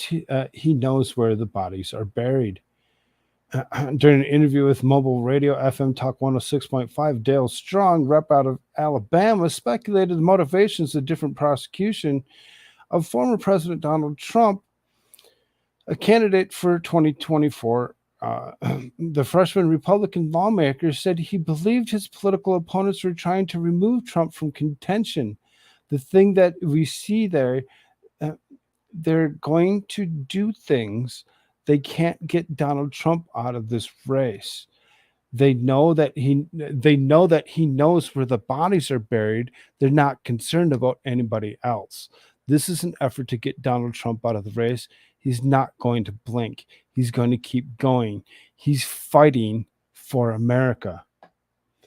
Hey, Puffer, good to see you. KLI, awesome. Good to see you as well. Glad you're all here. In 2016, as another member of Madison County, Alabama, County Commission Strong was part of the team that hosted Trump as a rally outside of Huntsville, Alabama. Then Senator Jeff Sessions became the first prominent Republican to endorse Trump at the event. I was with him a couple weeks ago. Man, he is solid. You know, what I did in 2016, we hosted an event here for him. 28,000 people showed up in a football stadium. Had another 4,000 to 6,000 in the parking lot. I'm just telling you, I wish everybody could meet him personally. He's a dynamic leader. And what he wants America to be better. He saw firsthand what is going on and what the Democrats have done to this country. I'm just telling you right now, he's taken lick after lick, and he still doesn't or hasn't blinked. And I believe he's going in the right direction. Of course, he's going in the right direction. And this guy to actually point it out, to actually say, hey, I think this is what's happening. And he knows what's up. He knows what's up. He's a strong contender. And there's nobody that's going to be able to take him down.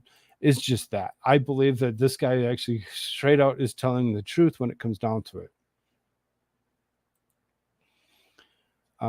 So then, again, mugshot raises $7.1 million after it was released. There's that mugshot yet one more time. If you haven't seen it already, I'm sure everybody's seen this mugshot and everybody has an opinion about the mugshot. I think that he's mean mugging Fanny, being like, I'm coming after you next.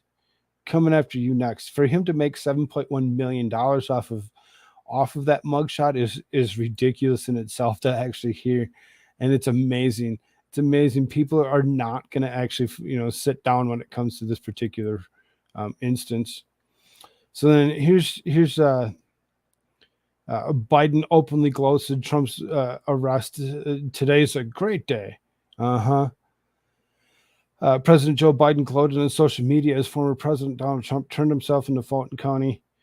Apropos to nothing, I think today's a great day to give to my campaign, Biden gushed in a smug post at 7:30 Eastern time at his social media platform X. He didn't write that. Somebody else did. This was around the same time that Trump, Biden's opponent in 2020, was leading the GOP candidate in 2024 race, surrendered to authorities in Georgia. Trump arrived in the jail around 7:30, spending about 22 minutes inside being booked.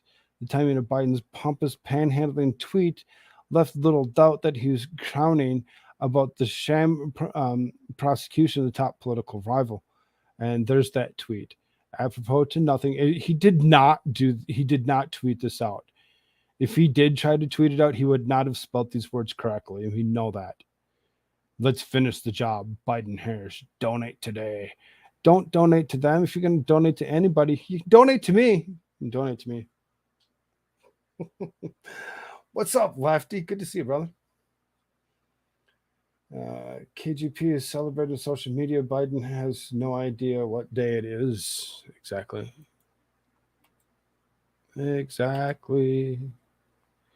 So here's Green Day peddling t-shirts that say Nimrod featuring Trump's mugshot.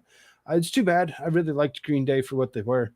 I wish they would have just stayed non-political and just went ahead and actually just been a band that they wish to be. For them to actually become, politicize themselves and actually push themselves to the point of actually doing such an ignorant move. Green Day is seeking to capitalize on President Donald Trump's mugshot by selling t-shirts featuring the headshot that read Nimrod. The proceeds of the Nimrod 45 t-shirt are said to be going towards charity efforts to help those impacted in Maui. Sure it is. In this case, the word Nimrod apparently is a double meaning, as the band has a 1997 album by the very name, but also appearing critical of former president.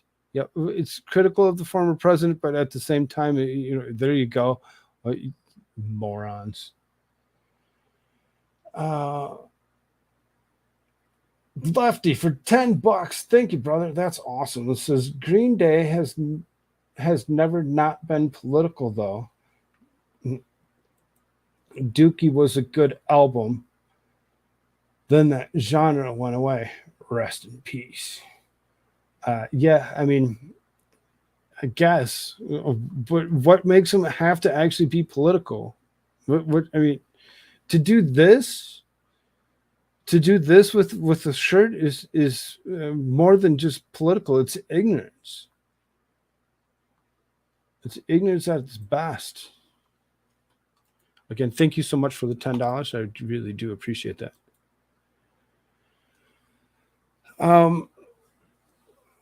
Sarah Palin, it's Sarah Palin.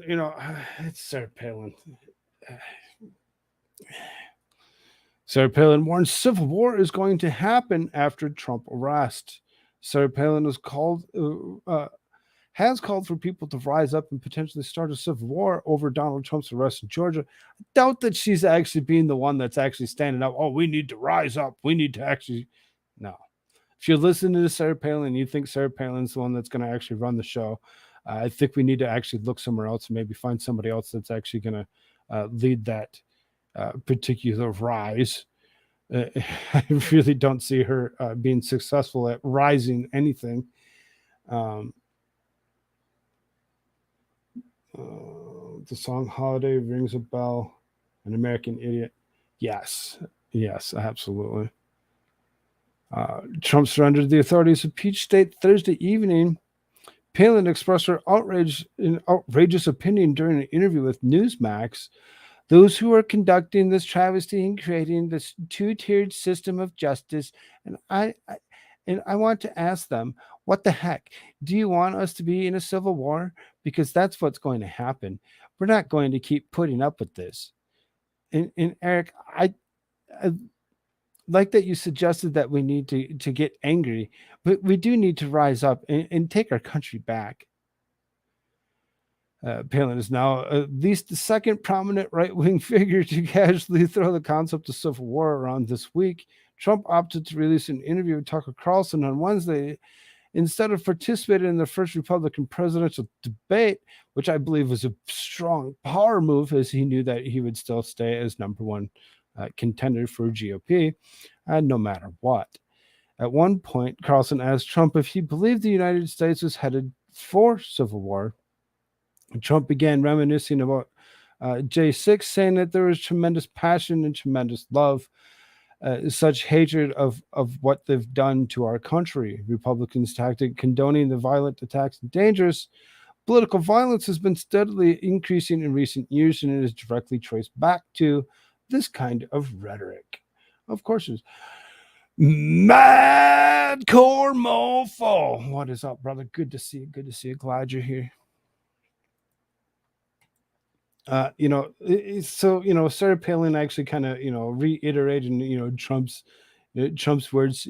Yeah, maybe we just need to, rise up and become something bigger than what we have already been, and take back this country. Take back the country for what it is. I can see Russian from my house. Don't you know?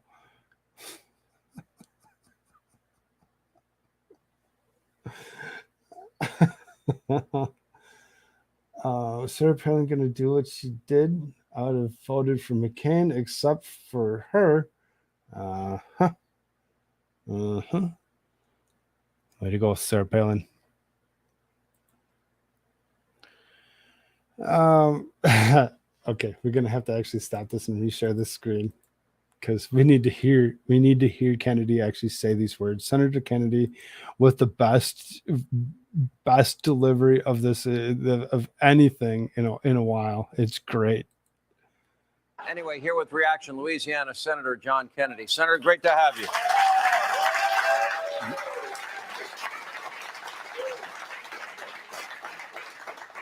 So you see what's going on in the country, Senator. You have eyes to see, ears to hear. You watch what's going on. If you have any knowledge at all, if you're not watching the mainstream media mob obsessively, compulsively talk about Trump every second of every day, we've learned a lot about Joe Biden and his son Hunter and their foreign business dealings. And first he said he never talked to his son, brother, or anybody. Now we know that he was actively making phone calls, that he was meeting with oligarchs at some Cafe Milano. Sounds like a pretty ritzy place to me. And that Hunter was getting tens of millions of dollars in the field of energy and other fields in which he had no experience. At a time when he admits he was addicted to drugs, and he admits, and there's emails confirming that Hunter was paying Dad's bills for his home repairs, giving half his income to Pops, and Pops was getting 10% as the big guy. Why do you think we have? How do you analyze this for the people at home that are trying to make sense of this? Because it sounds to me like America's justice system is turned on its head. We've got one for Republicans and one for Democrats. Well, it seems to me, Sean, that Huntergate is about two things: privilege and sleaze. First, the privilege. Privilege and sleaze. President Biden and many members of the media lecture us incessantly about the injustice of privilege, especially so-called white privilege. But to me, that's like being lectured about gun safety by Alec Baldwin. Because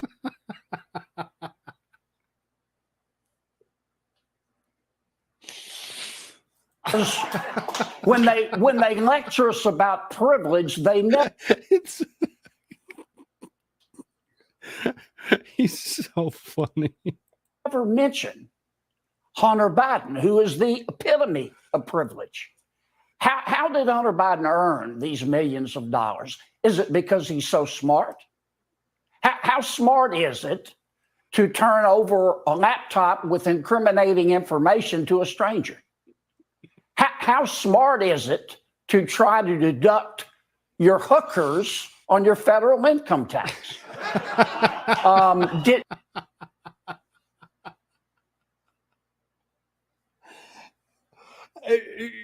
Senator Kennedy being in tip-top shape and form at this moment, to say the things that he's saying, to the gun stuff to go along and attribute it to Alec Baldwin, all of it just seriously, it's gold. It's gold for what it is. Did the Ukrainian and Chinese companies pick Mr. Hunter Biden because they were impressed with his resume on ZipRecruiter? No. It was his daddy. It was always about his daddy. Hunter Biden is just a vessel. He's just a lucky sperm. And the next time he's the lucky sperm.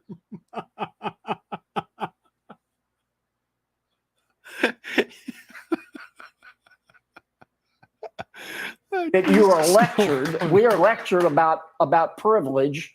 I want people to remember that. Point two, if you are fair-minded and have any sort of moral compass, all this sleaze surrounding Hunter Biden and President Biden and their all this sleaze family has got to make you want to gag.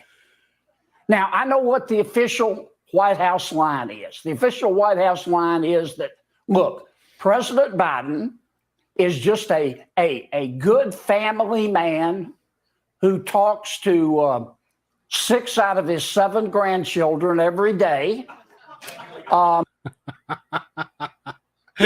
He talks to 6 or 7 grandchildren every day.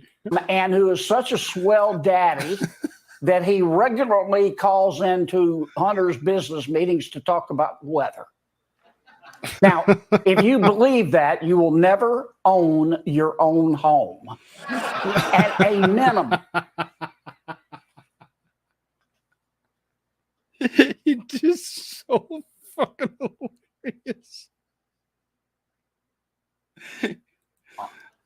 At a minimum, the evidence brought forth by the House and by Senator Grassley, by the way, in the Senate, is clarion clear that President Biden was well aware of what his son was doing, and he aggressively enabled it.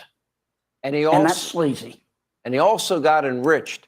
What does this mean for our country, Senator? To me, it can mean one of two things. It can mean justice if the House is allowed to just get the truth. I want the truth. I'm not accusing anybody of a crime. It'll be up to the courts to decide if someone did something illegal. But in no universe, is this right? I don't care how you pretty it up.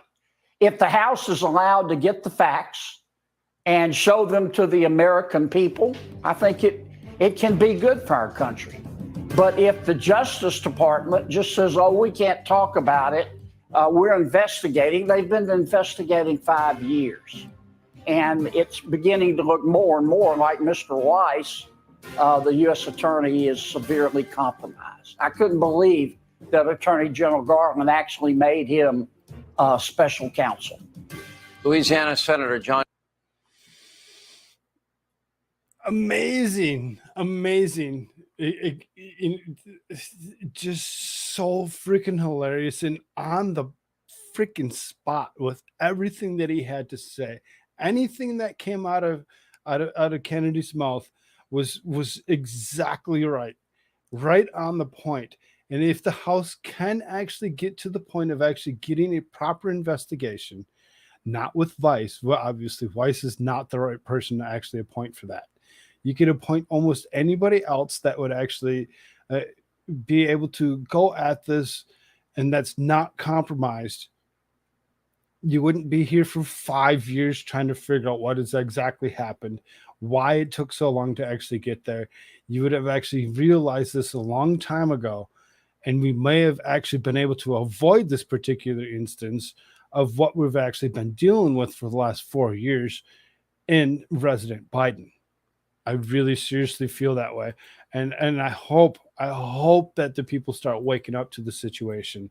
And all the little jokes and little, things that he had to say about the about it all in between was just gold in itself. It was so funny. It was so hilarious. I know I got a couple of laughs out of some of you, whatever. And I really do believe that he's telling you the truth. Kennedy was right. Again, fuck Fox News.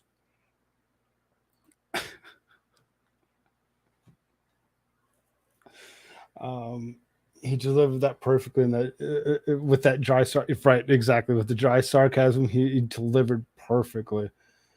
Good family man that doesn't know anyone, doesn't. I can usually read typos, but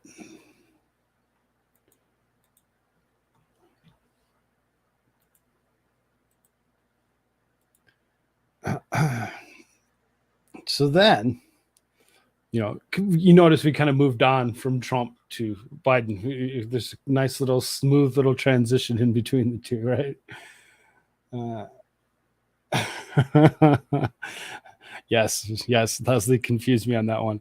Everybody hit those thumbs up buttons, hit those like buttons, share this out to all those little places that you like to share things.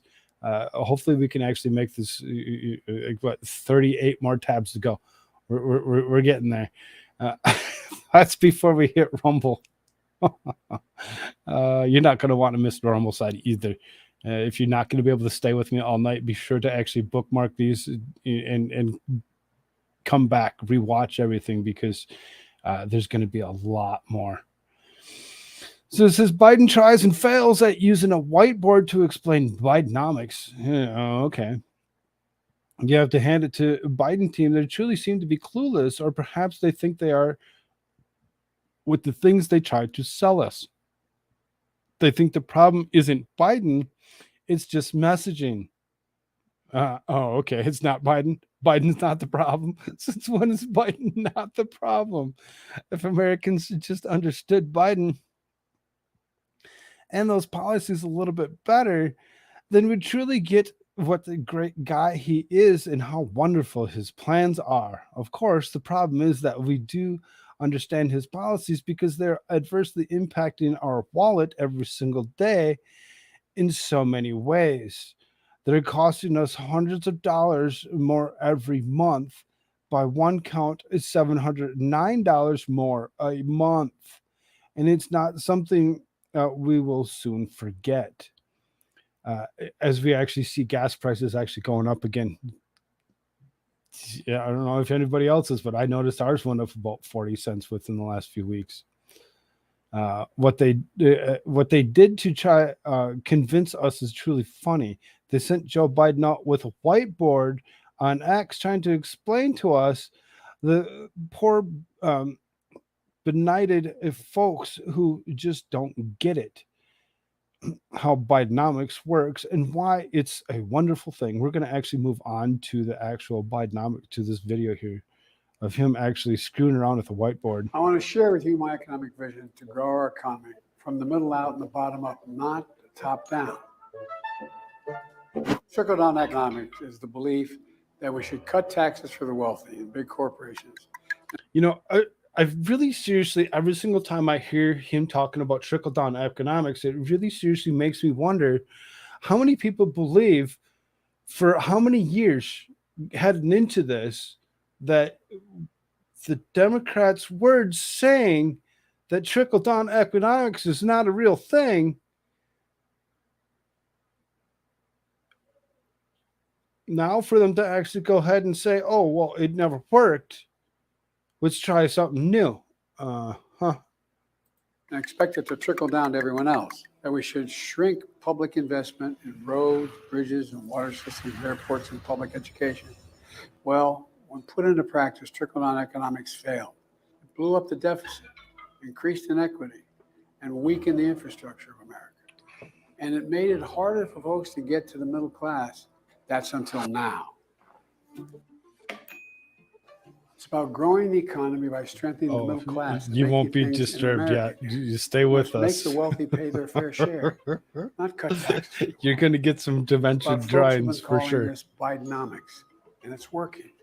Bidenomics has three main pillars: making smart investments in America, educating and empowering American workers, and promoting competition to lower costs for Americans and help small businesses thrive. First, smart investment in America includes investing in our infrastructure, manufacturing, and clean energy. Our investing in the American agenda is powering resurgence in America. Did you see the demented drawing? Check marks that aren't even real good check marks. They're just little loops. Like, what? Give us a solid, firm check mark. You want us to believe you in your point. You have to actually make it be something that we believe you in. We're not believing anything that you're spewing at us right now. It's all ignorance. Manufacturing, bringing investment. Look at the check mark. Look at that weird freaking loop that he made in there. Give us a solid check mark. And good paying jobs, union jobs back to America. Companies are investing in America again with over $500 billion in private commitments to rebuild America's manufacturing. And now we have a factory building boom. Spending on construction and manufacturing facilities is Where can anybody point out anywhere? Now there's 11 people. There were 12 people in this room on YouTube. There's 19 over on Rumble. Somebody anywhere, name one place where there's a factory that's actually being built. I don't see a single factory being built. I see apartment complexes, I see condos, I see housing being built in mass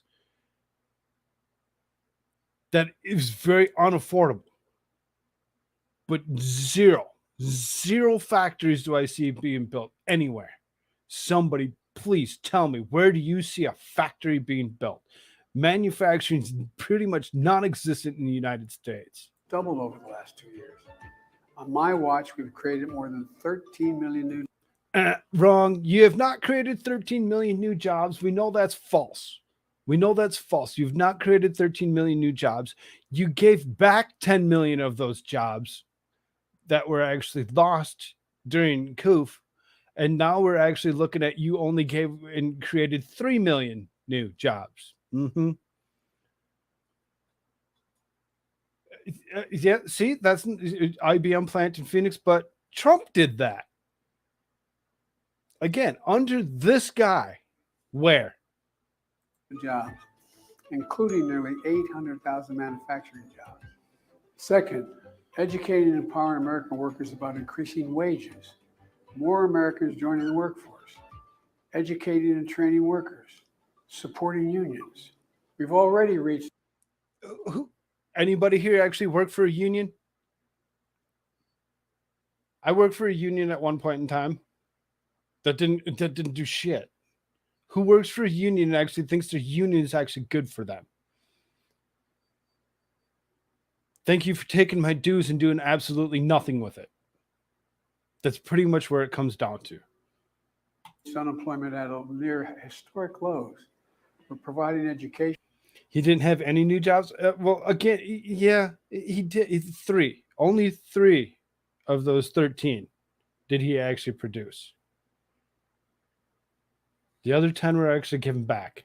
And training opportunities to work with, and we're making it easier to join a union.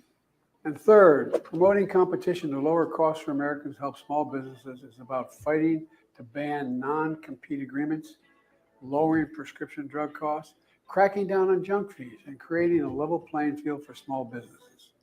My administration has taken actions to eliminate junk. I worked for International Brotherhood of Electrical Workers as well. Yes, I had been there. That's the one union that I actually did work for, and I thought it was decent. I then moved on to a different job where I was working for another business that was a couple of people didn't like certain things, and they wanted us to actually join a union, and there's so many people that were behind him and they thought it was just a great thing. It was like, yeah, this is awesome. This is gonna be great because it's gonna do this, that, and the other. It's gonna actually, cost us X amount of dollar and we're gonna get more out of it. And they actually had one of the managers behind him to actually, push for this and actually bring somebody in to actually talk to us about it. And they needed to have consensus, a mass consensus that everybody was okay with joining a union. I'm sitting in the back of the room. Anybody against this? And I jumped up. I said, yes, I am against it, because I had already worked for the International Brotherhood of Electrical Workers, and I knew what they didn't do for me in the long run. So I shut them down instantly and said, no, you ain't going to do crap for us. You're going to take dues. You're not going to give us what we want. You're still going to actually just be, layman's, sitting here on the manufacturing floor, making shit for $1, because you seriously, though it's going to look like we're making more money or sound like we're making more money, by the time we pay the dues, we're not. We're still making the same amount of money. And the second that I said all that, they instantly shut the meeting down. The reps walked themselves out. The 3 guys that brought these union reps in to actually get something done were immediately shipped out. Their toolboxes were pushed out the back door and said, go ahead, pick up your stuff when you're ready. And they immediately stopped everything. They're like, apparently you didn't talk to everybody and get a mass consensus. They had no mass consensus to actually do such a thing. Ignorant on their part. They should have talked to me first, and they would have found out that if they would have gotten rid of me before actually moving on to actually do such a thing, they could have actually proceeded and actually got something going. But no, unions are not a good thing. They've never been a good thing. If you think they really are a good thing, maybe actually do some research on what a union is actually about. So making it easier to join a union is not necessarily the best thing. Junk fees and high cost in air travel, healthcare, banking, housing, and hearing aids. They're already saving hundreds or even thousands of dollars per year. Oh, okay. Oh, that's fun that his little drawing that he just did just so happened to be able to move. We look back at the predecessor and look at what the predecessor actually had done for us, and where he actually brought this stuff, and when he already had diabetes medications down by a mass amount. He already had all these things that they're actually talking about reducing price on, that they actually scrapped from the books immediately because they were executive orders. They scrapped every single executive order that was put out by Donald Trump, because you can't rule with it and not be a dictator if you actually run off of executive orders. So it says the guy that has the most executive orders in the past couple of decades. So as far as that goes, you can think this guy knows what the hell he's talking about, but he really doesn't. Biden is coloring. He didn't even color within the lines. Look at how screwed up his little arrow is. Look, folks, Bidenomics is about the future. It's about each of us writing the next great chapter in American history. It's about investing in America, investing in Americans. Bidenomics is just another way of saying restoring the American dream. Because when Then why didn't you just say restoring the American dream? You might have had a couple people actually going along with you, but your stupid ass word of Bidenomics isn't actually taking us anywhere. we invest in our people from the middle out and the bottom up, not the top down, we see economic growth and benefits for all Americans. Folks, Bidenomics is working, and we're just getting started.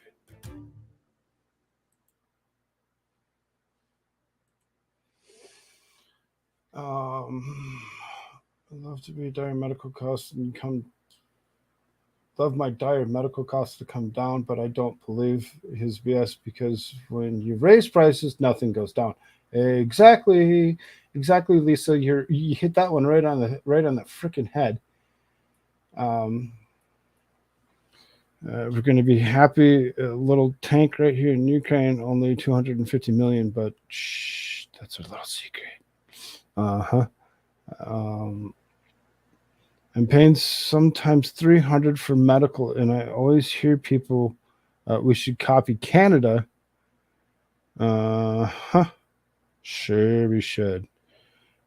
Yes, insulin was actually down to $35 under the predecessor.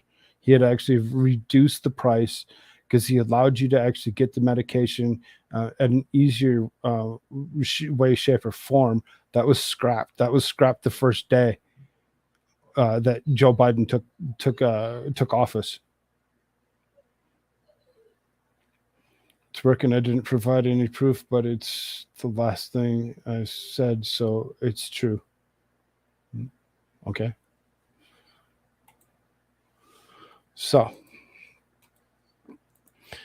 nice little whiteboard that he actually just so happened to actually bring up and try pushing at us. So then,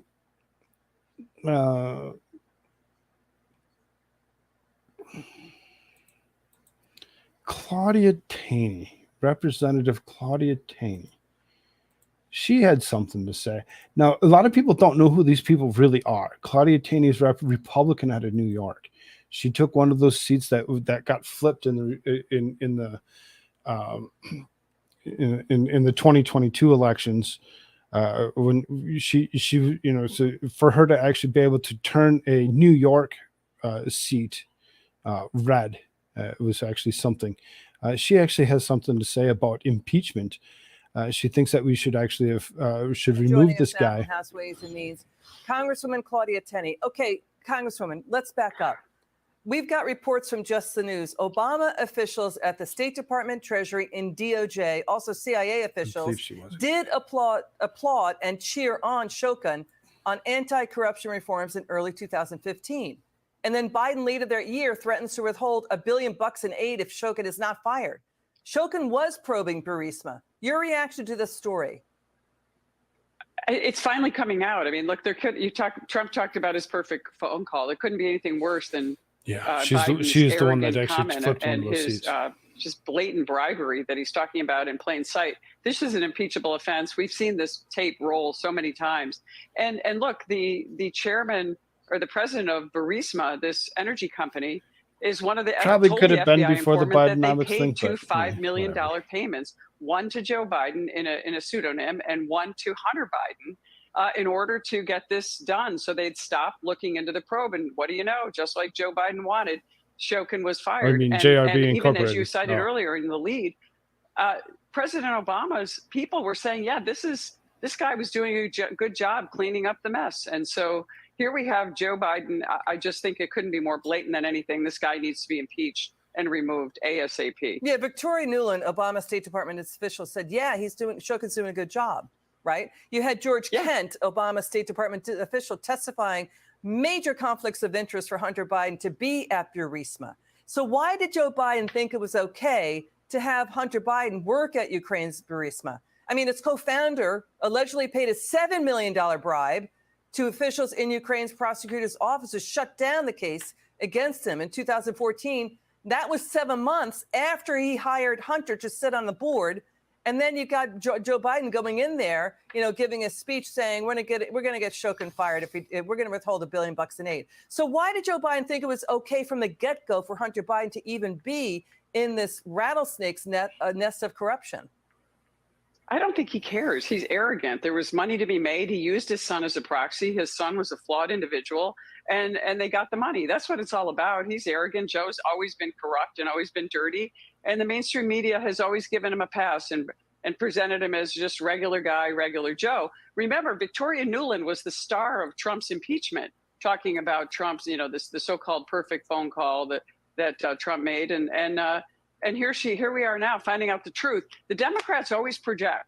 The corruption was there. They knew it, so they tried to transfer that. She's correct. She's correct on that. The Democrats always project. They always project their own. Over and over again, they'll project. That's what they know how to do. Project President Trump over and over hoping again. It will go away.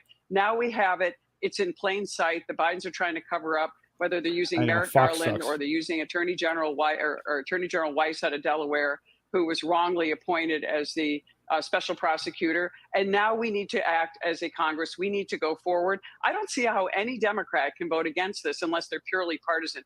This is corruption. So you're going to do an impeachment inquiry? Will there be an impeachment inquiry after Labor Day launch? Because the media, including the Washington Post, Atlantic magazine, they're saying there's more than enough evidence to launch a serious investigation. That is a major problem if the vice president and President Joe Biden was an active partner in the family's access peddling business, especially in this hotbed of corruption with Hunter right at the heart of it at Burisma in Ukraine. Will there be an impeachment inquiry after Labor Day? There will be an impeachment. Maybe we'll do an inquiry first, but we're going to reach an impeachment. It has to be done. When you see the mainstream media who have covered for the Bidens and the Biden family for all this long, deciding it's time to discard Joe, that must mean that the rest of the Democrats are ready to discard Joe because they know it just looks too bad. And I wouldn't be surprised if we get some senators to go along with impeachment, and that's it for Joe Biden. But it's all going to take time to do this and put the evidence in. Congresswoman Tenney, thanks for joining us tonight. Have a good weekend. Thank you, Congresswoman Taney. Fuck you, Fox News. But like I said, that should probably have been put in there before the Bidenomics thing. I should have ended with the Bidenomics thing as opposed to putting that in between there. I'm the only one that does anything around here. I'm the production. I'm the show. I'm the star. Thank you all for being here. I really do appreciate it. If you haven't done so, please hit that like button as we move further into this. So then there was, I'm not going to actually play this next video or whatever because I don't really care for Fox News. I'm getting sick of listening to Fox News for what it is. I think we can kind of catch the point just off the headline. Speaker McCarthy still will not commit to impeachment inquiry, but dances around the idea. Why? Because he's just as much as a swamp creature as any. And we know that he's the swamp creature. We know that he shouldn't actually be the speaker. 15th vote should have not actually been for him. 15th, if you didn't get it off the first, they should have tried for somebody else anyway. This guy should have never actually been, in my opinion, the Speaker of the House. He has too much power and he's wielding it, and he's actually going ahead and he's actually trying to push for possibly not impeaching Joe Biden because he kind of sees it as maybe a bad thing that continuously impeaching presidents over and over again is going to be a bad deal, because the second that the next side takes over, runs with it or whatever, you're going to actually see the continuous onslaught of trying to impeach president after president after president. It's not something that we should really be a part of or appreciate them even trying to do. So maybe not the best deal to actually impeach him anyway. But to have a swamp creature go ahead and try backing him and leaving him alone, maybe not the best deal. Yeah, swamp creature, rhino, whatever you want to call him, exactly that. He's a total washed out piece of crap, and does not deserve to actually have the seat that he has. He doesn't deserve to actually be a Republican in itself. So you can see this. It's like Maria Bartiromo asked one question: will you bring the impeachment inquiry against President Biden this September? And filibustering, he went ahead and he freaking spit this big, huge, long diatribe of crap. What does the speaker do? the Speaker of the House is pretty much, like Nancy Pelosi was the last Speaker of the House, so now he's the Speaker of the House. They're the ones that actually instill the rules. They are third in charge, behind, so you'd have President Kamala Harris would be your vice. Then you'd have him sitting in your third position, and then you'd have the Senate pro tempore as your fourth position. So it's like these are high-ranking government officials. He's very, very high-ranked, and for him to actually be Speaker of the House, which is the leader of all Congress in the House of Representatives, it really seriously puts him way and above over anybody else. So his word can be final for what it is, and can actually be very disturbing. But you can see how he actually goes ahead and he filibusters out her the rest of the time, and just kind of throws a whole bunch of bullshit about how he doesn't feel it's necessary to actually go ahead and run with this impeachment. Because, obvious reasons, when you think about it, it might not be the best deal to continue to impeach presidents over and over again.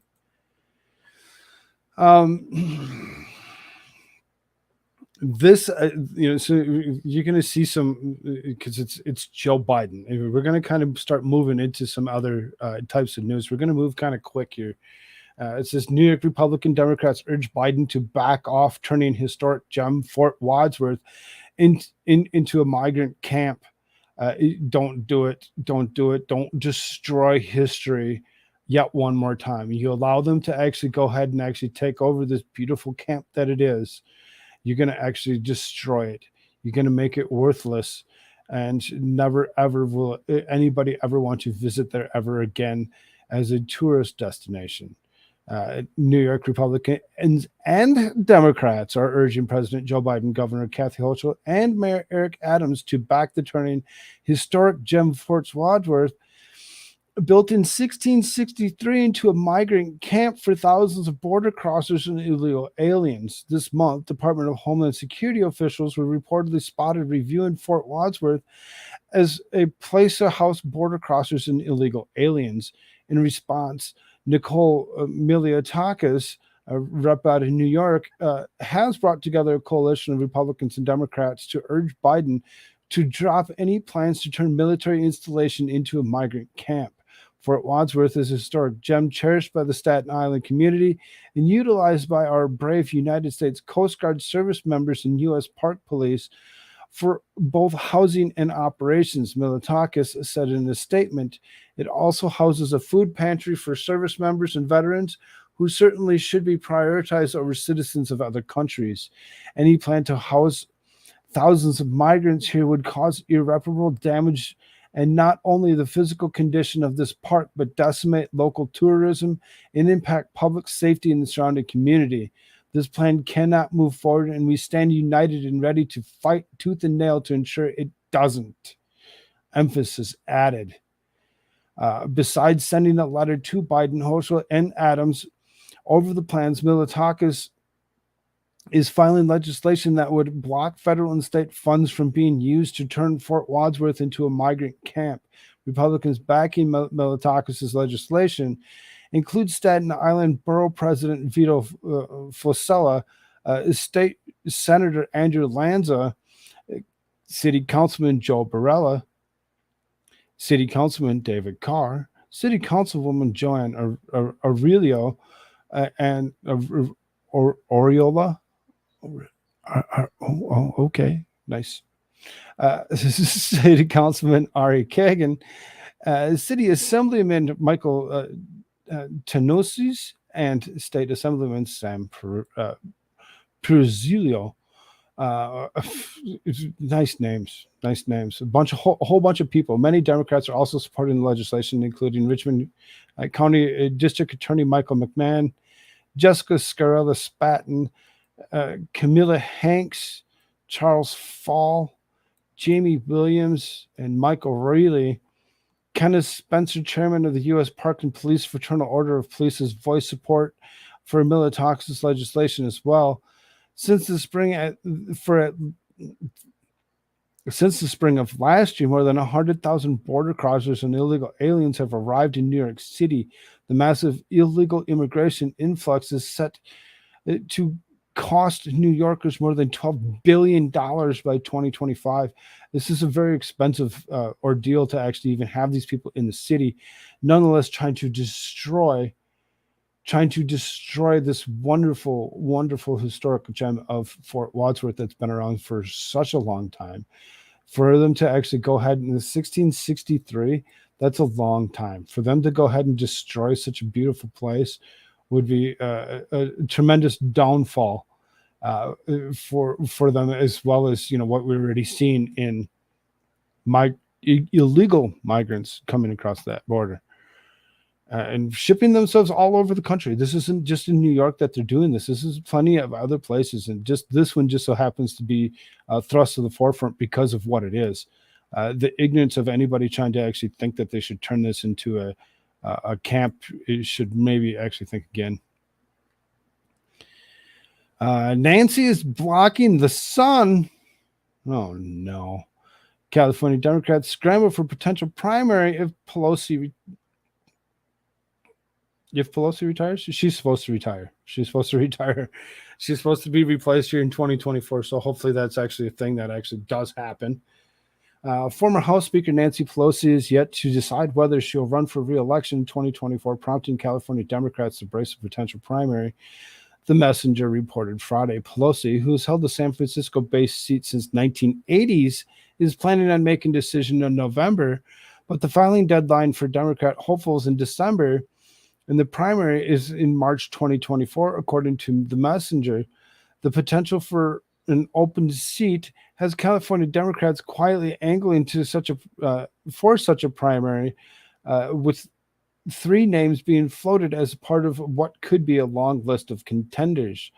There are a lot of very successful San Franciscans who covet that seat. A Democrat operative in California told the Messenger, and the problem is Nancy is blocking the sun, and it's really hard to even think about and talk about the future because no one wants to take on Nancy. Pelosi's daughter, the political activist Christine, Democratic State Senator Scott Wiener, and State Director of California Working Families Party Jane Kim are among a few potential candidates, according to Messenger. While Kim didn't speak to her own aspirations, she told the outlet Democrats have been quite quiet about their potential candidacy so that as not to disrespect Pelosi, especially while she remains undecided. Nancy Pelosi is the greatest champion of San Francisco there is. Sure she is. She has earned her job as a representative as long as she wants it. Gross. I'm not interested in engaging with those who are jockeying to push her out. Wiener already launched an exploratory committee for the seat, allowing him to begin fundraising ahead of the official campaign launch, where he's already raised over $800,000, according to the Messenger. We will know when we know. The Speaker Emerita will decide what Speaker Emerita decides. Speaker Emerita Pelosi has earned the right and the privilege to do things on her own timeline. And I know Senator Wiener totally agrees with me that she has the right and the privilege to do things in her own timeline. Go away, Nancy. Go away.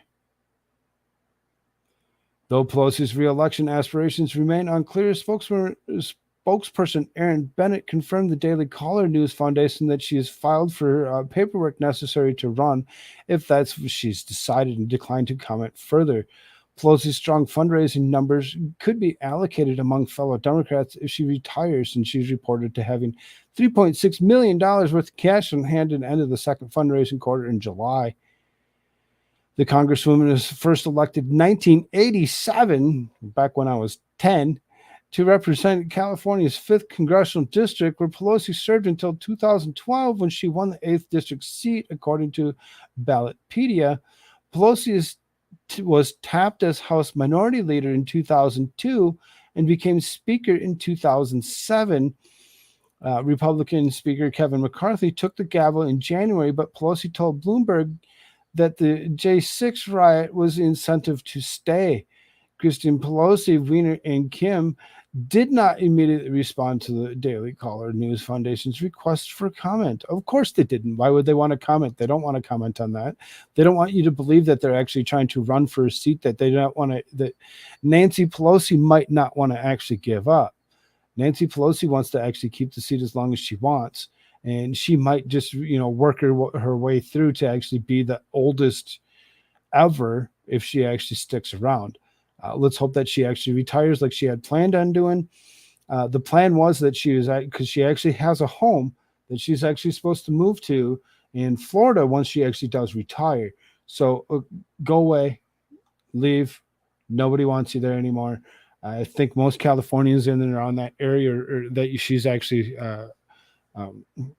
cheering for would actually hopefully vote against her and primary her for what she is. They'll have that historical site destroyed in a few months. Yeah, they will. Nancy is the face of San Francisco, and what it looks like now is oddly fitting.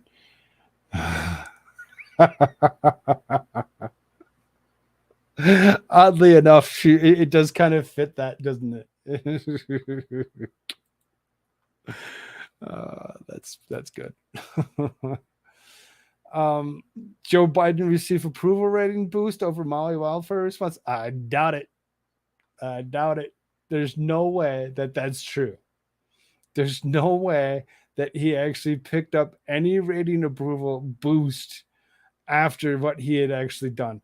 The idiocy that he actually spewed at this particular speech was horrible. Now, we covered this speech, and the reason that I bring this up, it was just to actually get us into the conversation about this in particular. So then you get into it. It says White House spins up excuse for Biden's infamous Maui moment. Nearly 2 weeks later, the White House came out with an explanation for President Biden's no comment remark after devastated Maui wildfire's death toll nearly 2 weeks after he initially made the quip.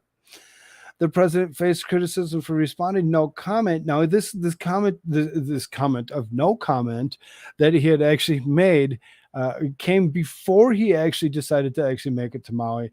But for whatever reason, they still feel the need to actually try fixing his blunder and make up an excuse for him for why he would actually do such a thing. It says the no comment remark was made on August 13th after reporters shouted a question about the death toll of the president while he was entering a vehicle. While House Deputy Press Secretary Olivia Dalton told the New York Times the president didn't hear the question and that he wasn't talking about Maui. What do you think he was asking a question about? Ice cream? He didn't hear the question. Bullshit. He absolutely didn't say no comment in relation to Maui. In fact, he had already spoken with the nation about Maui. And at that point, in addition to being in daily contact with senior staff, FEMA, and state officials, he was marshaled a whole of government response to the fires. Yep. We heard his comments to the fires, the ridiculous thoughts that he actually had to share. Biden's opponent seized the no comment remark and criticized the apparent lack of empathy, with former President Donald Trump releasing a video one day after Biden's remarks. To say no comment is oftentimes fine, but to be smiling when you say it, especially against such a tragedy as this, is absolutely horrible and unacceptable. Florida Governor Ron DeSantis mentioned Biden's no comment during the first GOP presidential primary debate Wednesday. Biden is on the beach while these people were suffering. He was asked about it, and he said, no comment. Are you kidding me? As somebody that's handled disasters in Florida, we've got to be activated. You've got to be there. You've got to be present. You've got to be helping people who are doing this. Biden traveled to Hawaiian Island Monday, taking a one-day break from his vacation in Lake Tahoe. Yes, he went back to Lake Tahoe after he actually went and did this stupid little visit where he actually went and he told his own personal stories about his almost loss of his Corvette and his cat. See, we can all play ignorant games, right? We can all kind of just remove little parts and pieces and make you sound like you're an ass. It works all ways, shapes and forms, So you want to actually, play stupid games. You think you really actually picked up anything in polls? You think your numbers went up at all? I think this young lady would actually have something to say about that. This young lady that just so happens to actually. Today, I haven't had any money come in. I haven't had anybody call me back. I didn't have anything. I have no idea. I lost my house. I lost my car. I lost my animals. I mean, come on, man. We're not getting anything. I mean, come on, today, man. I still didn't get my meds. I cannot get my meds yet. My medicine was all burnt in my house. My rent money was all burnt in my house. I have no money anymore. I think Joe Biden should take his $700 and get back on the fucking plane and go home. That's what I think. The $700 compared to all the millions he's giving to Ukraine. Why? We need it. That's why we don't understand why. We're citizens and we cannot get money. But if they're not citizens, they get gazillions of dollars from the USA. Where's our government? Fix your house before you fix somebody else's house. Is this how, like, your community, other Hawaiians, locals, indigenous people, is that how they feel, pretty much how you feel? Everybody feels that way. Come on. That's why the local people stick together and we help our own people, because we know the outside people are not going to do it. Outside people are not going to do it. He's a fucking idiot, she says. Straight up calls him what he actually is. Get back on the fucking plane. They don't want you here. They don't think that anything that you had to do actually, there's no way that he picked up numbers in anything whatsoever. Zero. Maui got more help from drug donations than camp like the Red Cross. Danny on Direct talked about it, and she did a fundraiser stream for it. Good. I'm glad that she was able to actually do such a thing. I'm glad that somebody who had the means and the abilities to do such a thing. I'm glad that Danny Anna was able to do that. I'll give her praise on that one. That's awesome. So then, again, we're going to try moving on as fast as we possibly can through the rest of this. There's quite a night left. You see these tabs. It was 1, 2, 3, 4, 5, 6, 7.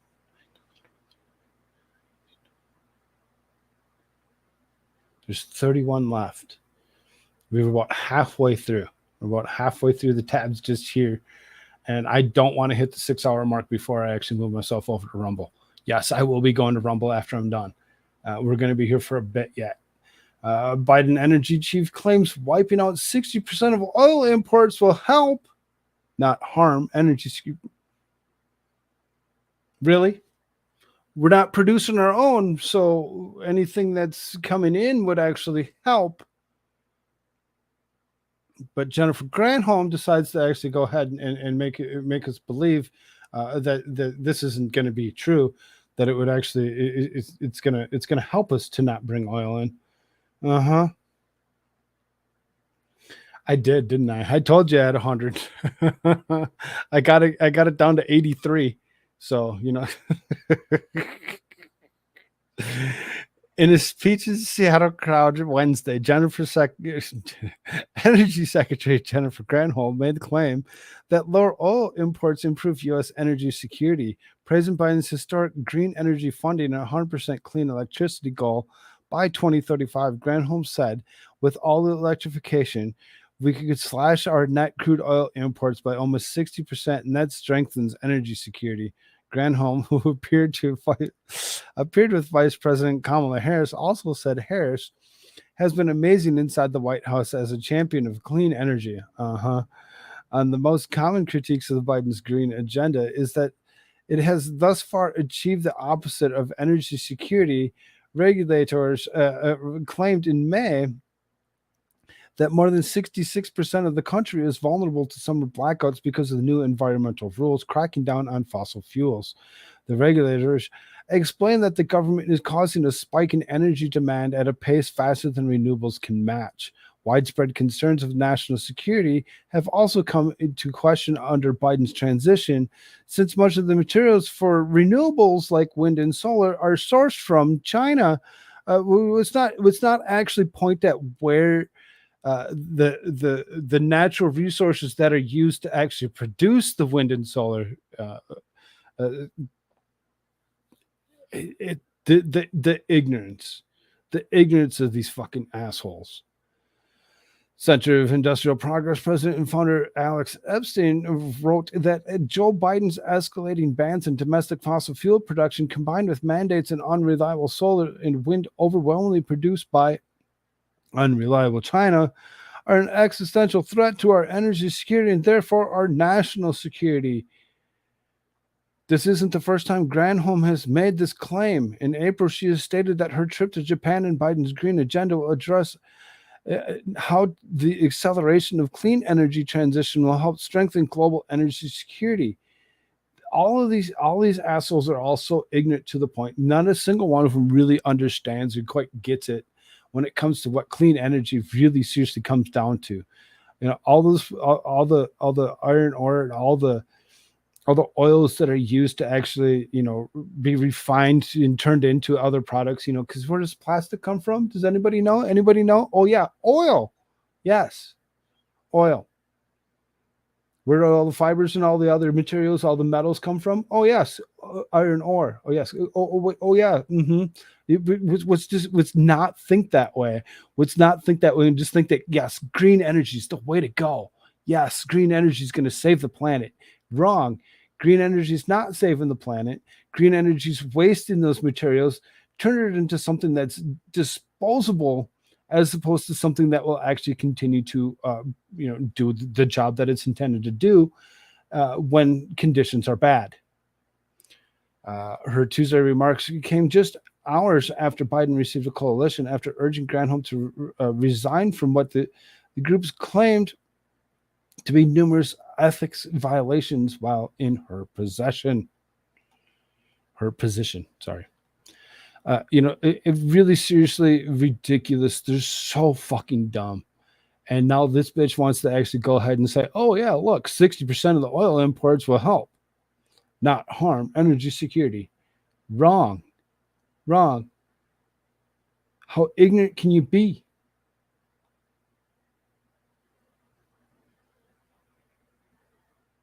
Oil. Yes, exactly. You're right, Leslie. You're right. You got it right. Democrats, children are our future. That's the only, child labor is lithium mines.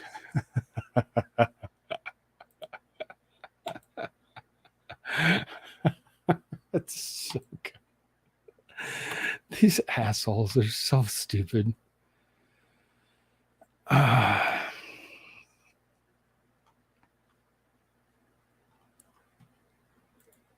So then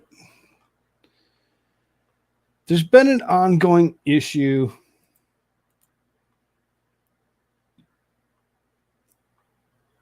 It's been an ongoing issue with Texas and these inhumane buoys. So DOJ sues Texas for inhumane buoys. And you can see this is actually dated as of yesterday. Buoys with razor wire in Rio Grande River. So, the United States District Judge heard arguments on Tuesday regarding the floating buoy barrier installed in the states of Texas and the Rio Grande, the lawsuit brought forth by the Department of Justice. The Department of Justice took legal actions against Texas last month as the inhumane handling of border security following the state's decision to place buoys with salt-like components that prevent people from taking hold of the barrier across the Rio Grande River in hotbeds of migrant crossings. When it comes down to it, they have the right to secure their own border. They have the right to secure their own border. If they can't actually put up the wall that they really should have completed, this is something that they did to actually prevent people from actually coming across the water. So when it comes down to it, for them to actually install inhumane buoys and get so sued for it is really kind of ignorant into itself. Hey, Frog, do you think that green energy stuff is about dirty money? No way this helps anything. It has to be. It has to be. Because when it comes down to it, there's not a single form of green energy other than nuclear power in itself that actually goes ahead and is feasible. When the wind stops blowing, what happens to wind turbines? When the sun stops shining, what happens to solar panels? When all these things come into play, and then you see the natural resources that are used to actually go ahead and build these particular components that have a life expectancy of 10 to 15 years, then they end up in your landfills to actually pollute the landfills with the contaminants that are in being used for green energy.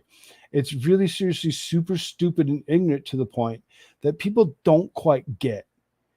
They don't quite get it all. They haven't actually done the research into what it actually takes to build these things, how long they're actually going to be there, and if it's actually going to be feasible or not. They just say just green energy, and they're like, oh, that must be better than burning the coal, and we should stop coal fire burning plants and oil plants and all these other and turn it into green energy because why? Oh, like you said, it's a scheme. It's a scheme to actually take and make money off of something that they don't need to make money off of. It's all a scheme. It's all a scam. It's all bullshit. They need to stop. Hopefully that answered your question. Despite legal reprisals, Texas Governor Greg Abbott is rebuffing the federal government's open border policy and doubling down on sweeping physical and legal approaches to try to stem the migrant invasion, hammering the state and other border states, bearing the brunt of the recent caravan invasions. Progressive critics and the governor have called the floating barriers deadly and inhumane. Stop trying to cross the waters, asshole. That's my opinion on it, but whatever. They don't think that it's humane to actually go ahead and put up these barriers. Now, they like to point out these gear-looking saw blades that are in between each one of the buoys that are actually snug up to each other, and then there's a blade that's in between there. They like to point at the blade, which really, when it comes down to it, they should be pointing at like the net that's underneath in the water that's preventing them from diving underneath it.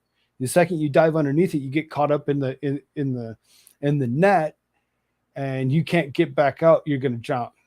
So inhumane isn't really the saw blade that they like to point out. It's the ignorance on the Democrats' part to actually point that out, as opposed to pointing out the part that they should be pointing out as potentially being the inhumane thing.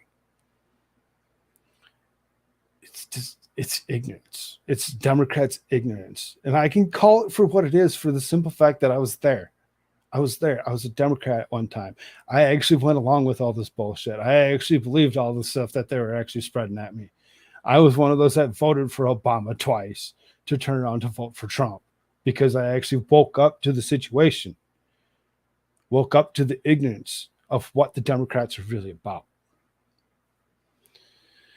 On Tuesday, Hillary Quam, the U.S.-Mexico border coordinator in U.S. State Department, testified during Tuesday's hearing that the barriers come up as an issue at the highest diplomatic levels with Mexico. In diplomatic notes in meetings in the U.S. Secretary of State, Mexico has indicated the buoys are a treaty violation. Mexico's president has mentioned the barriers 6 times in a daily press conferences since June.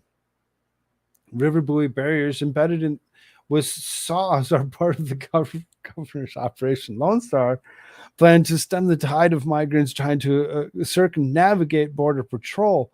Texas law enforcement officials and others natural and legal barriers the state has set up to keep the migrants out. Hundreds of people have died attempting to swim across the quick-moving river. The governor believes that the buoys will act as a deterrent for those hoping to cross illegally into the U.S. from Mexico and prevent the loss of life. Southern states saw a record number of migrant deaths just last year, many of which are caused by the strong currents of the Rio Grande. The move ignited a wave of criticism from open border proponents who claim the barrier, like everything else, to control the influx of illegal migrants. It is inhumane torture device. One ex user wrote, Greg Abbott added circular saws to these already horrific torture devices in the Rio Grande, a river, of the apparent attempt to first mutilate migrants, then drown them. Not true. Not true. Stop it. Congressman Julian Castro condemned the governor's border defense by calling the devices barbaric. He added that Governor Abbott was making border communities collateral damage in his efforts to defend his state. The governor has defended his actions in reiterating that the barriers act as a deterrent, discouraging people from attempting to cross the border in the first place, while critics claim that the razor wire and buoys created a greater risk to those who dismiss the impediments of and continue in their attempt to enter the United States. Texas is also scrutinized for busing policy, which sends thousands of migrants from border to self-declared sanctuary cities in New York City, Chicago, Washington, D.C. The mayor of New York City, Eric Adams, restored to handing out flyers to migrants asking them to consider vacating the city. As shelters are overwhelmed, the residents became outraged by the sudden culture shift of the high-end communities. Black Chicago residents have even said that they are sick and tired of the city prioritizing new migrant arrivals over the already struggling tax-paying residents. Despite overwhelming pressure from the open border, advocates in the DOJ and certain local business operating on the river, Governor Abbott has refused to remove the barrier and stated that he is ready to take the battle to the Supreme Court if needed to protect the constituents of the Americans from migrating crisis. When it comes down to the amount of people that have actually come across the border, where they're actually taking themselves to, whether they take themselves to New York or Chicago or DC or Minneapolis or Los Angeles or San Francisco or Seattle, or name a large city, that's where most of them are actually taking themselves to, these massively large, technically blue cities. I hope that bites them in the ass when it comes down to it, and they actually realize that this guy is not the best guy, and they actually vote the other way to actually watch themselves sink themselves when it comes down to it. But lack of good term for this particular situation. When it comes down to it, I really don't think that they're really seriously thinking about it, and they should stop these people from continuously moving in. Now, a lot of people seem to actually be moving to places like New York City and whatnot. When you actually think about it, winter's coming soon. They need to have somewhere to go. There's going to be a mass amount of people that are actually going to succumb to and no longer be with us the moment that weather hits and they don't have proper clothing or places to stay.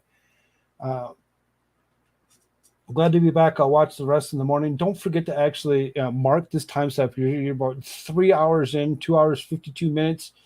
And maybe go check out on the Rumble side of things if you actually get the chance to actually catch the rest of that. Because once I'm done here, I do plan on going over there and actually finishing out the night with some other talk about other things like Koof and some other things that we just can't talk about here. But thank you so much for being here. And thank you again for the donations. I really do appreciate it. You have a wonderful night and sleep well.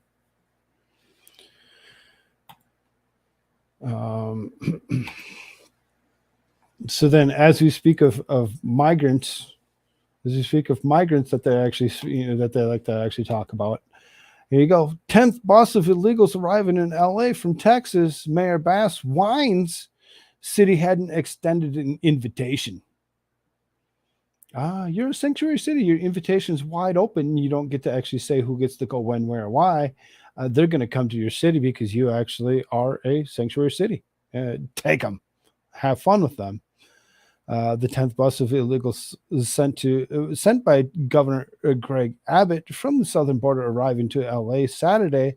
Much to the chagrin of local officials, Abbott began sending buses in June to ease the burden on overwhelmed border communities and also to send a message to President Biden and his Secretary of Homeland Security, Alejandro Mayorkas, that their immigration policies are an abject failure. Democrats considered trips such as these of Florida Governor Ron DeSantis, famous flights of illegals in the bluest island in the world, Martha's Vineyard, as stunts. They've even opened investigations to probe whether these acts can constitute human trafficking. They like to actually try pushing that as being something that could potentially be, because they want to actually make it sound like it's worse than it really is. Again, Sanctuary City, 10th bus or first bus or 20th bus. When Joe Biden and Alejandro Mayorkas keep on leaving this border wide open, allowing more and more people to actually come in, where do you want them to go? Where do you want them to stay? In these small little communities along the border of Texas? No, they want something better. They want to go somewhere. They want to move. They want to get to somewhere good. So they go out and they actually say, hey, this is a bus to Los Angeles. Anybody want in? And you get a bunch of people that jump on and they're like, heck yeah, I'm going to LA. I'm going to LA. And, you know, as far as that goes, whatever. Sorry for what it is, but we're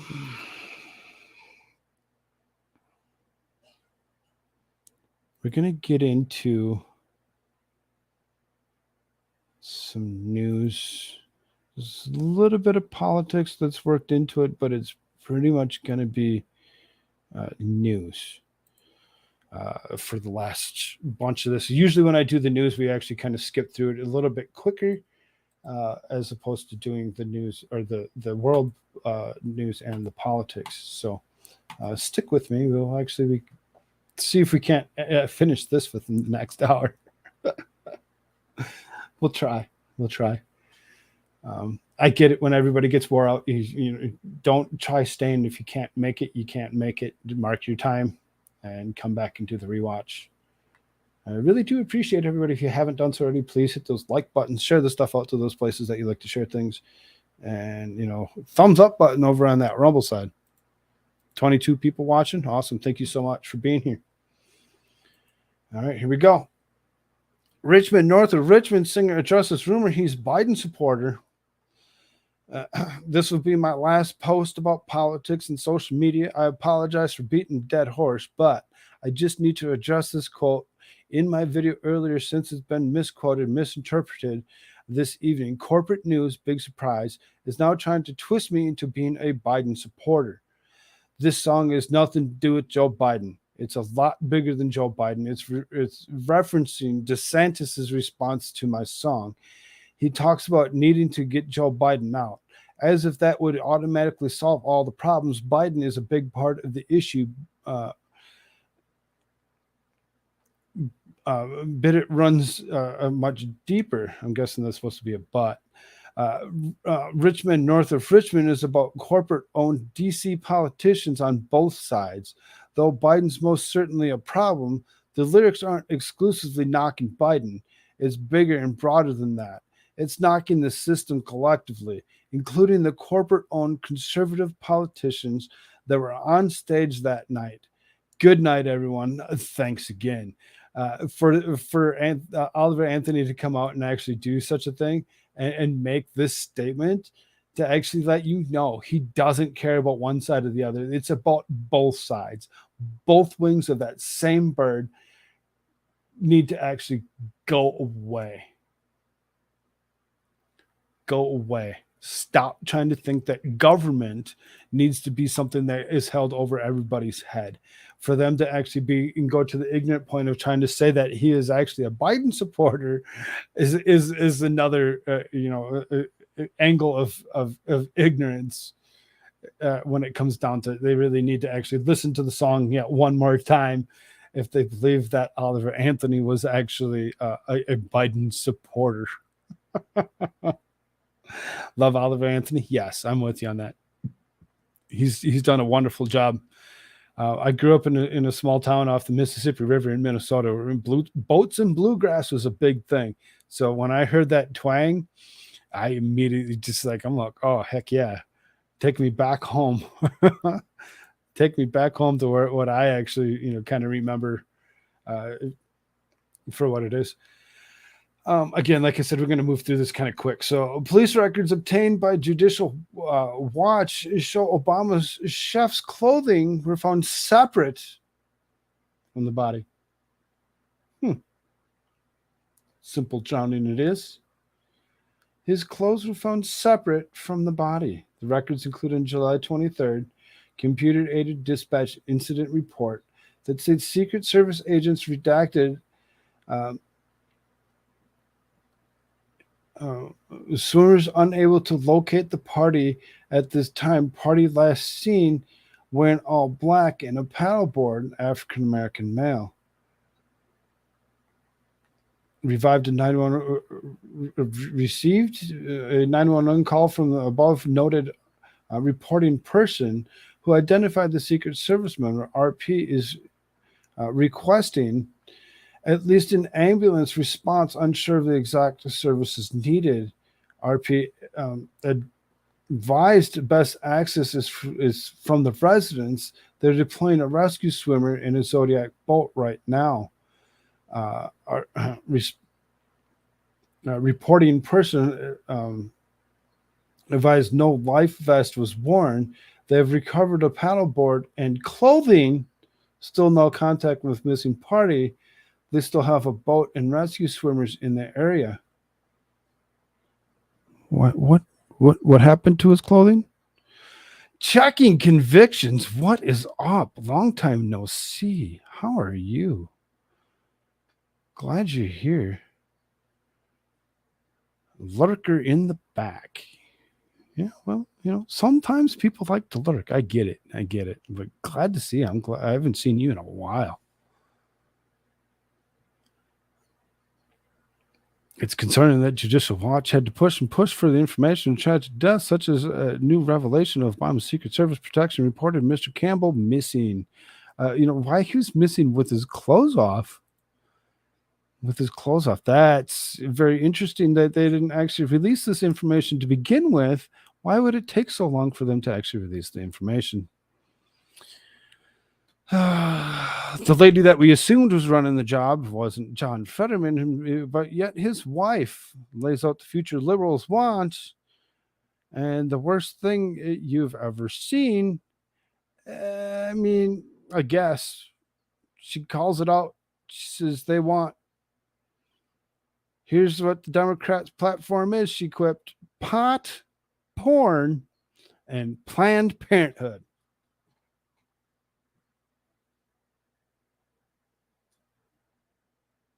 Now, porn, if you really need to actually look at porn, maybe need to actually remove yourself from the situation for a little bit, as you'll destroy yourself and forget what it's like to actually be with a real person. Planned Parenthood should have never been a thing.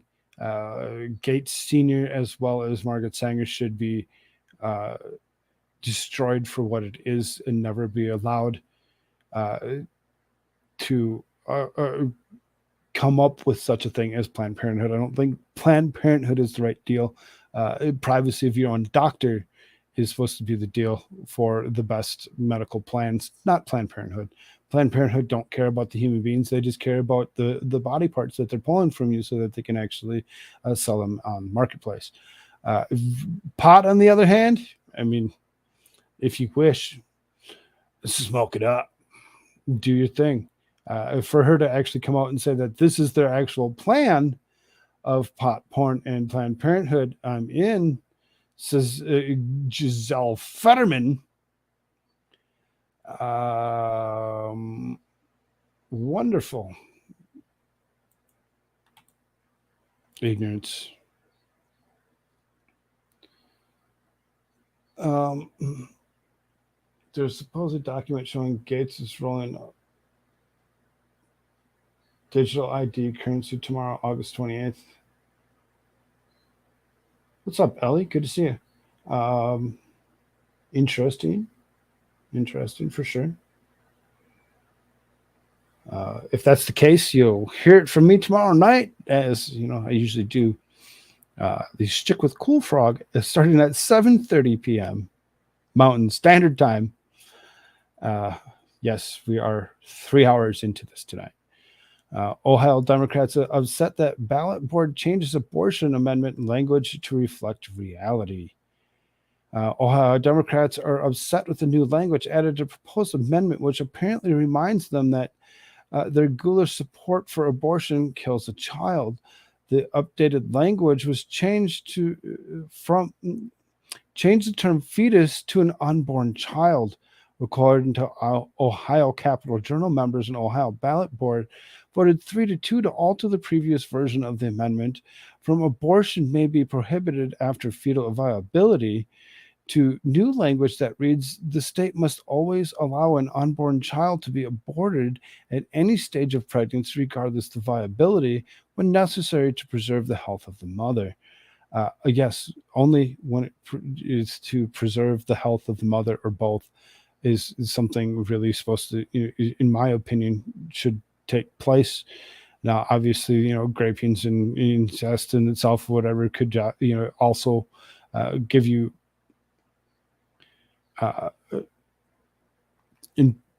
reasons to actually do such a thing. Though I'm pro-life in itself, when it comes down to it, there are certain stipulations that I do agree with, but only with the privacy of your own doctor. Planned Parenthood should never be a thing. For them to actually change the wording to actually strike a chord from fetal viability to unborn child. Let's do that. That's exactly what they should actually do. They should put those words in there the way it actually is. The way it actually is. It's an unborn child. It's not just a fetus. It's not just a cluster of cells. It's not just something that we should actually just wash over and be okay with. It's really seriously. And I'm sure checking convictions can actually help you out with this one if you haven't heard about it before. I actually reported on this one quite a bit ago when they first actually did point out how far Minnesota can go up to the day of birth. If the mother's life was it was taken at the same time, no charges would be brought. If they were unconscious, somebody else could actually make the decision, and it didn't have to actually be the other parent or anybody that was actually related to them in any way, shape, or form. There's a lot of disgusting things that the state of Minnesota actually instilled in. I really dislike Governor Walz, which is the reason that I actually moved myself out of the state of Minnesota, and I now love living here in the state of South Dakota. It's so much different, and I'm so glad that I'm not actually dealing with the ignorance of such a thing, of dealing with that in particular. I know there's a lot of people that would actually go along and be like, oh, he's a man, he shouldn't have any say about any of that whatsoever, it's not his place. I feel that everybody should actually have say when it comes down to it. We're legal now, and if the thing bugs you as much as me, be in front of the state capitol on November 4th. All states, everyone who cares for our kids' futures, check it out. Details nationwide. Save Our Children's Day, November 4th. All states, all people, take back parents' rights. Stop what they're trying to do to our child in school.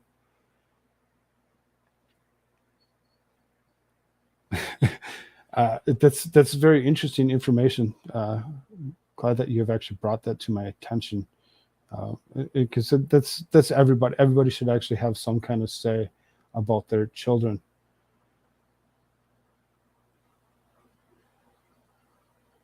Have you seen this? Can't say I have, Ellie. I'll take a look at it here in a moment.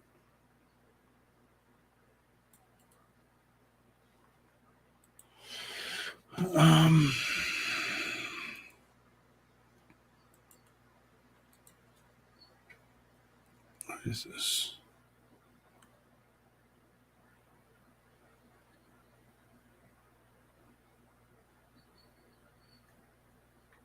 I don't think it's the right link. It's actually brought me. Oh, yeah, okay. Jeff memo, sinister agenda on a single page. Something I'll take a look at this here when I'm done. I really don't want to actually delay this too much. Congratulations, Ohio, for actually putting the right terms in there, in my opinion. Here you go. Gas prices have quietly jumped 20 cents in the last month. It went 40 cents here. Went up 40 cents here. So, as far as that goes, it's really dependent on where you're actually at and, which cities you're actually in to actually see this increase. It has increased by at least 20 cents up to about 40 to 50 cents, depending on where you're at. And when it comes down to it, it really seriously something to actually pay attention to, as they still have not put that federal tax that they actually removed temporarily back in play. That was at somewhere around like 70, 80 cents. You remember that drop that Joe Biden said, oh, we're going to make it go down? Yeah, he took the federal tax off of there. Federal tax has to get put back on there eventually, and then you're going to have to pay it back for whatever it was that he actually took off. So it really might be something to actually look at and pay attention to, as if you see gas prices actually going up.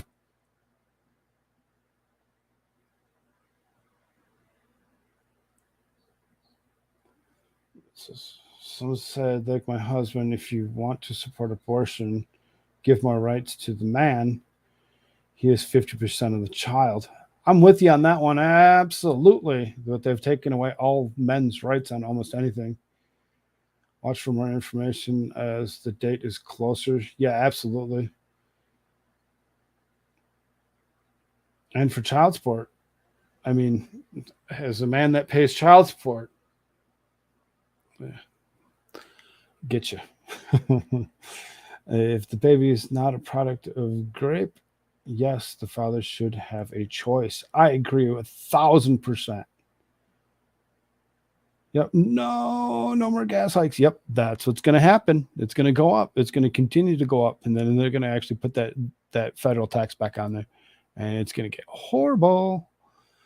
Louisiana residents told to get out now in face of sweeping wildfires. Yes, wildfires.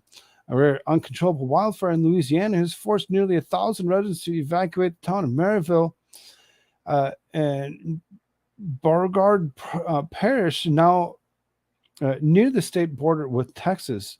Get out now. The Tiger Island fire started Thursday in the nearby town of Pitkin and spread quickly. Efforts to extinguish the flames began with the deployment of air water tankers, but local firefighters have not been allowed in the fire area because of dangerous conditions, according to officials. So it's quite a mistake. As when you actually think about it, it's like, yeah, they reported on this one, they reported on a couple of them, but did they report on all of them? Did they report on all? Nope, absolutely not. Hopefully, these 1,000 people that live in Maryville are actually okay. So then, this is the reason that I skipped like I did, is because this one goes over some of the same stuff. This wildfire prompts mandatory evacuation of entire southwestern Louisiana town. So then this one actually has a couple more, things to go along with it. 441 fires have burned from August 1st to August 24th. Just in Louisiana alone. To actually see the staggering numbers and the amount of acreage that has actually been burnt by wildfires, I put quotes around wildfires for a reason. And y'all kind of know that reason. We just went through this with at the beginning when we were actually talking about Greece and their issues with their wildfires. And the 80 people that were arrested for arson. You can see this one actually has several different pictures that you can actually look at to go along with these fires. Very dangerous and disturbing to see across the United States, more and more of these quote-unquote wildfires. Like I said, I'm going to kind of kick through some of this. Third largest U.S. oil refinery forced to shut down following devastating fire in Garyville, Louisiana. Oh, look at that. Oh, what? Oil refinery. You think gas isn't going to already go up? You get Jennifer Granholm sitting there telling us that oil imports aren't going to help. They're actually going to hurt or whatever. It's going to be good for us to not take the imports. You get fires like this actually happening or burning, refineries. You get just the whole level of everything that's actually happening. The ignorance to go wrong with all of it is so fucking dumb. We need prayers. Hubby has a job interview this week. He's been out of work in a primary career since the beginning of the year. Prayers to your husband, and he hopefully will get the job that he's looking for. I have confidence in him that he will actually get what it is that he wants and needs to actually raise you and help you and your family raise your kids the way they need and deserve to be raised. All the prayers to you. The arguments against abortion is always interesting. Like a mother wouldn't have killed her child if she wasn't forced to have it. Isn't this a weak? Isn't that a weak argument? It can be. It can be. A refinery, being that there's so many people that are out there that are willing to actually take in and would love to adopt, that just can't have. There are so many more options than just removing the child. Oh, refinery fires scare me. There's a big one in my hometown where my family lives, including my grandbaby. Oh, Vicky. Oh, it seems there's fires everywhere. I used to see them like in the West, but now they're everywhere. The loss of land and life. Yep, everywhere. This is not just in remote areas. This isn't just in one city or another. This just so happened to actually catch the eye because it was actually thrust to the forefront in the news cycle to actually let us know about these massive infernos that have actually happened in Louisiana. To only see something like this happen, dumping so much carbon into the air. The ignorance of these people are like, oh, because dang well, the majority of these fires. Now, I'm not going to say this in particular was, but in most of the cases, like we just read out of Greece, 80 people were actually arrested for that particular issue of being arsonists. Arsonists are a huge play with it when it comes to this kind of stuff. I'm going to kind of read some of this. As officials from St. John's Baptist Parish reported that the incident involved the naphtha release in a fire at one of the refinery storage tanks. Naphtha is a flammable and toxic kind of raw petrol for gasoline distilled from crude oil and raw materials for chemical industry, which is often used in soaps and varnishes. So not necessarily will you see gas prices necessarily go up because of this. This is a naphtha cracker plant or whatever that actually will go ahead and remove certain components of oil and separates it and turns it into other chemicals that are used to actually create other textiles. And that's why it's like I usually bring up plastic or whatever as being a main component that comes from oils. There's so much stuff, so many things that come out of oil being produced in different factories and turned into different things. So it is soaps and varnishes. So you're going to see soap costs go up potentially. St. John's Parish President Jacqueline Hayter declared that the emergency soon after the incident was reported. The evacuation order was swiftly enacted, and the residents within 2-mile radius of the blaze that order was lifted at 2:20 p.m. after emergency crews managed to bring the fire under control and limit it to 2 damaged storage tanks.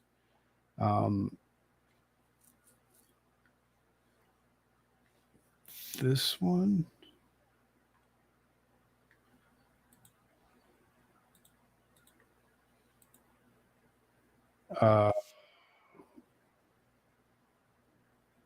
That's a lot of carbon being dumped into there. It's a lot of carbon. And then I think this one should have been a different view. So this is the one that they took the picture from.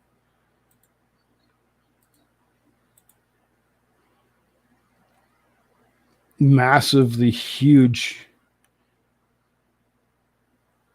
amount of destruction. Yeah, it's just a couple of them that actually, got, hit. You can see the chemical use that they actually spray on the ground to keep it from spreading. And that's pretty much what they're doing is they're hitting the wall. They're hitting the wall and they're spraying the ground. They're not necessarily spraying the tank per se.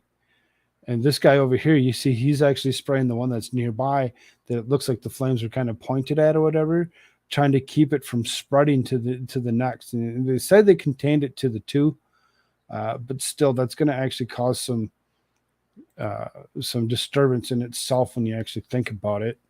That's a lot of contaminant into the air. Something to pay attention to as we actually go into election seasons. What other fires are going to actually come up and happen within the next year or so. At least it was on the outskirts of town. I mean, I guess.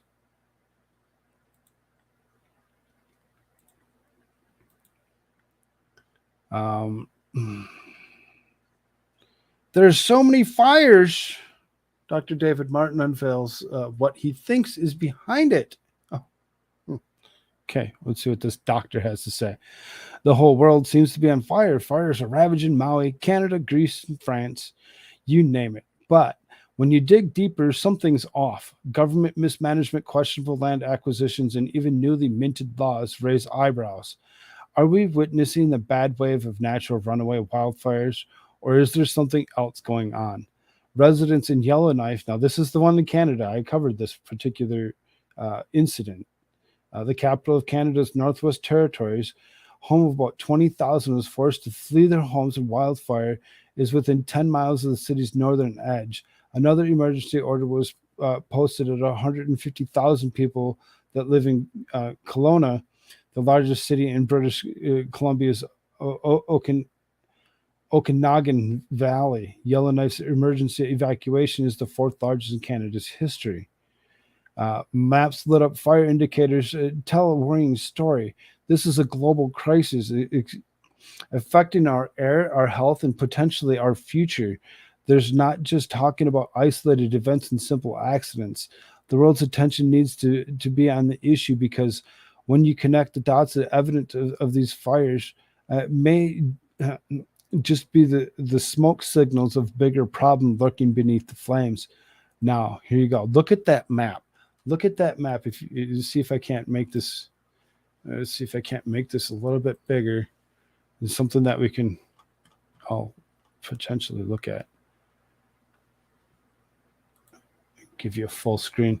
Look at that map. Look at all of the fires. Now, down here, you can see near Texas is if down here near Texas, you can kind of see my mouse maybe scrolling at the bottom middle issue of that screen. You see that's the one that's Louisiana, between Louisiana and Texas, that they're actually talking about, is these ones. You can see, look at the massive amount of fires through Florida, Alabama, Georgia, South Carolina, North Carolina, Tennessee, Arkansas, all of this. Indiana, Missouri has some. Texas has a bunch. Look at Mexico. Look at all the fires. Look at the fires up California, Oregon, Washington, up into British Columbia, all the way across the top. There's one in Ontario, one in Quebec.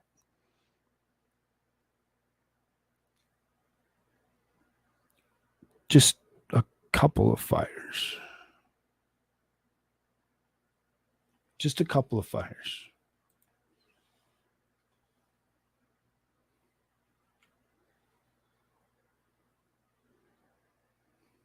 Holy shit is right.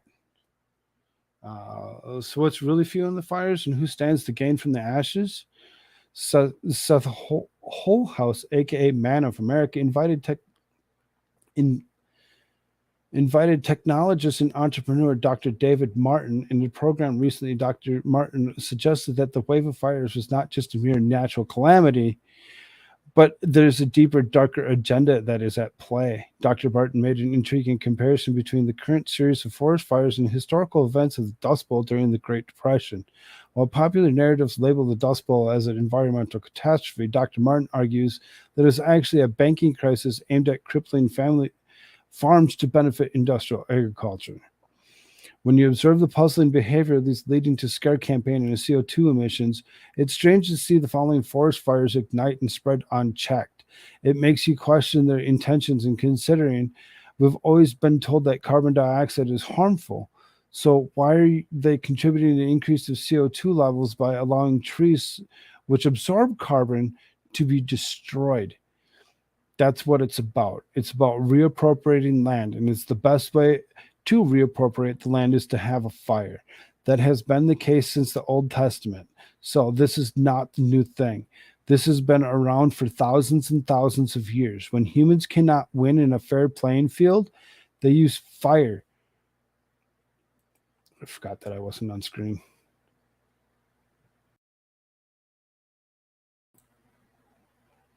Come on. Bring it back to what it was. Let's go. To reappropriate land is having fire. This has been a case since the Old Testament. There's no question that what's going on in Canada right now is massive land grab, where the state will come in its largesse and propose new development of what? Of things that will be pro-state. That's not a human recovery. And by the way, as much as Maui may or may not be the sum of a series of electrical fires, there's no question that the power system in Maui were not managed to diminish the risk of fire. We will not say that necessarily intentionally set them. I'm not going to get into the conversation. What I will say is that every simple safety protocols, like if lines are down, don't send energy back and down the line. These kinds of things were not done. So were some of the fires without question at least negligently set? The answer is without question. The evidence is unambiguous. By the way, even NPR talks about that evidence. So the fact is, we know that what we have is a situation where this ongoing campaign of terror is about reallocating, redistributing, and reappropriating resources into state control. Dr. Martin concluded, and there's no question that that's happened in Maui. There's no question that's what's happening in Canada. There's no question that's what's happening in fires that have been going on all around the world. Remarkably, in places where climate change activists say they're the most concerned in climate change, they're pumping CO2 into the air. So this hypocrisy is necessary to create a cognitive dissonance. Dr. Martin's full interview with Seth Holhouse is available to watch via this video below. We're not going to watch the video. It's over an hour long. As you can see, it actually kind of points out a couple of key figures as it be of Dr. Fauci and Joe Biden. This particular one, I'm going to actually go ahead and throw in news and politics as well. It's kind of an interesting video to actually watch in itself. I totally advise anybody to do so. If you've not been in the server, there's several ways to actually get into my server. One, hit the join button, get yourself into the server. I don't require you to continue to pay for it over and over again. If you can't afford to do so and you wish to actually still get in, message myself or Vicky or a few others that we all have ability. I've given abilities to plenty of people to actually go ahead and actually be able to hand out invites if necessary. If you can't afford to do it that way, hit me up at Koolfrogg almost anywhere, whether it be Twitter or koolfrogg@gmail.com. You can actually hit me up and I can actually get you links to get into the server if that's something that you wish to actually do. There are several people that do have the tendency to actually sit in. It looks like Vicky's still sitting in there for now. I doubt that she's going to sit in there too much longer through the tonight, but tomorrow morning you'd see myself, you'd see her, you'd see several others actually sit in there for the majority of the day. You see there's Vicky. Heck yeah. Again, if you need somebody, you hit up her, you hit up several others. There's mods, there's plenty of mods in there that can help you get to that point if you can't afford to do so. Everybody left you.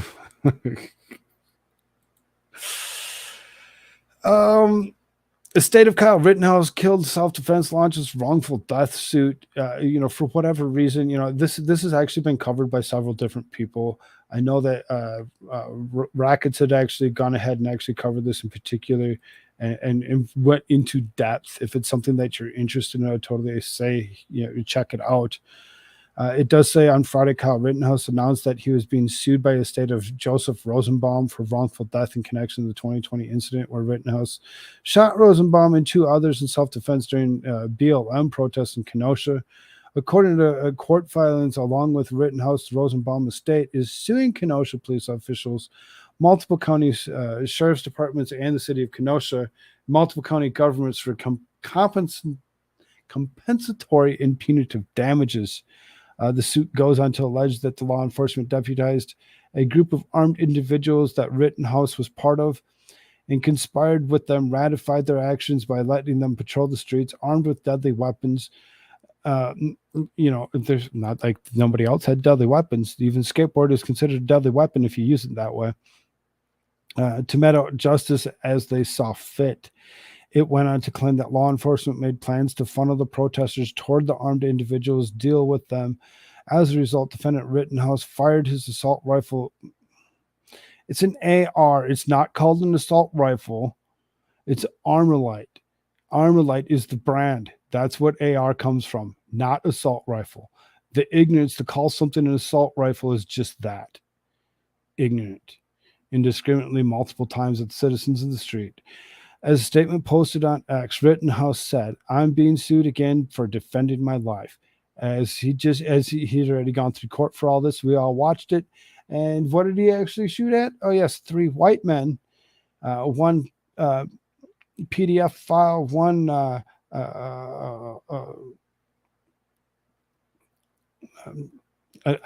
don't want to even call them what they are because I don't even remember exactly, but the 3 white men that he actually eliminated from the destruction that they had caused themselves.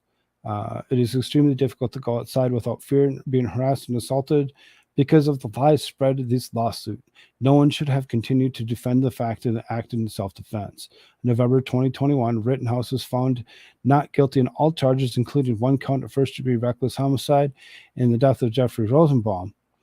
The defense attorney has successfully argued that Rittenhouse acted in self-defense and was pursued in a chase an angry mob. His life threatened by Joseph Rosenbaum, beaten with a skateboard by Anthony Huber, and finally threatened with a handgun by Gage Grosskreutz during a 2020 Kenosha riot.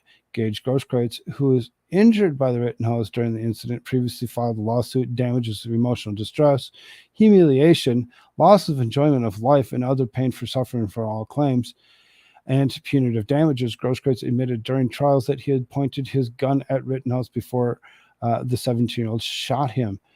One swung a skateboard at him and found out.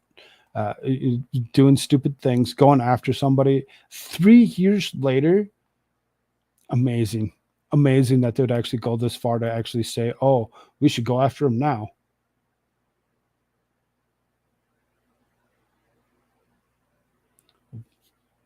I've been gone for a while. I had to take care of some things. Psyched you're still going. Whoop, whoop, arf, arf.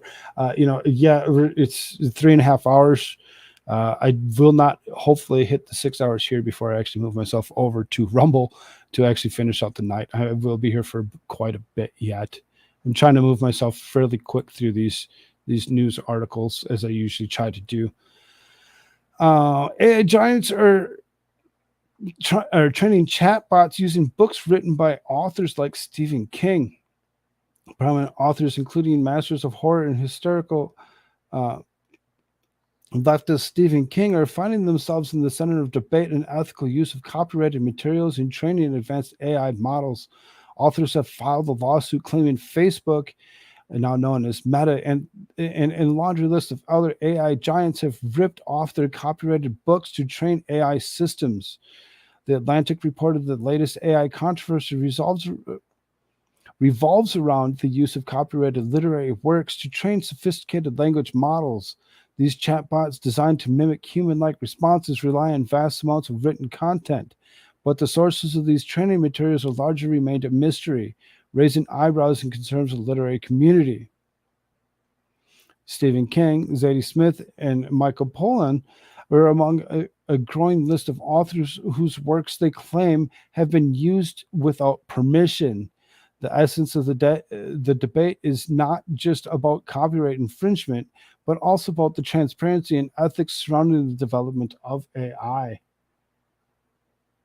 The Atlantic writes, some training texts come from Wikipedia and other online writing, but high-quality generative AI requires higher quality. Yo, what up, Jimmy? The Atlas Pass. Good to see you over on the Rumble side. Generative AI requires higher quality input than is usually found in the internet. That is, it requires the kind found in books. In a lawsuit filed in California last month, the writers Sarah Silverman, Richard Kadri, and Christopher Golden alleged that the Meta violated copyright laws by using their books to train Llama, a large language model similar to OpenAI's GPT-4, an algorithm that would generate text by mimicking the word patterns it finds in simple texts.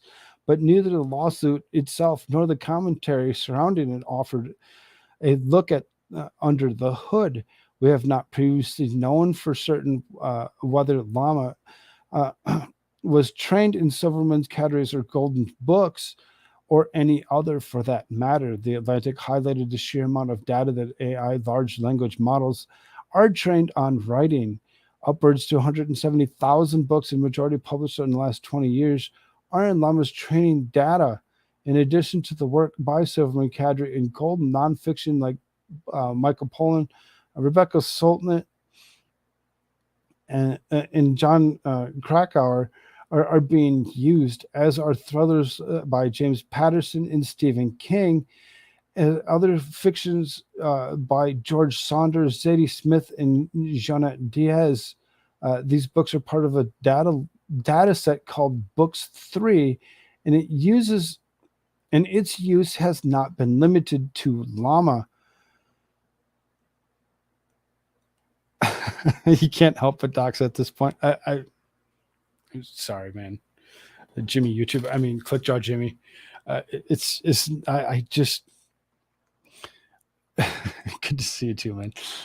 But so basically what it comes down to when you actually look at this particular situation of them using, an unlimited amount of books to actually train AI, and no compensation when it comes down to it to anybody for actually being able to use from using their books.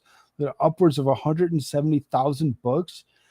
That's a massive amount of books to actually be using to go ahead and train AI, which, when it comes down to it, eventually we're not going to know the difference. We're not going to know the difference between one and the other.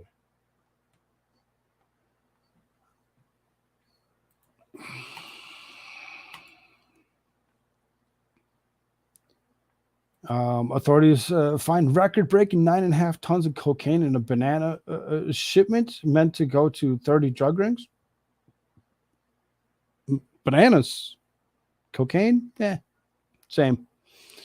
Spanish authorities found the record-breaking 9.5 tons of cocaine in a shipment from Ecuador that was meant to go to 30 European drug rings. The large shipment was discovered on Wednesday in a refrigerated banana container in the southern port of Algeciras. The boxes were marked with 30 logos that correlated with different European criminal rings that were expected to get the coveted drug.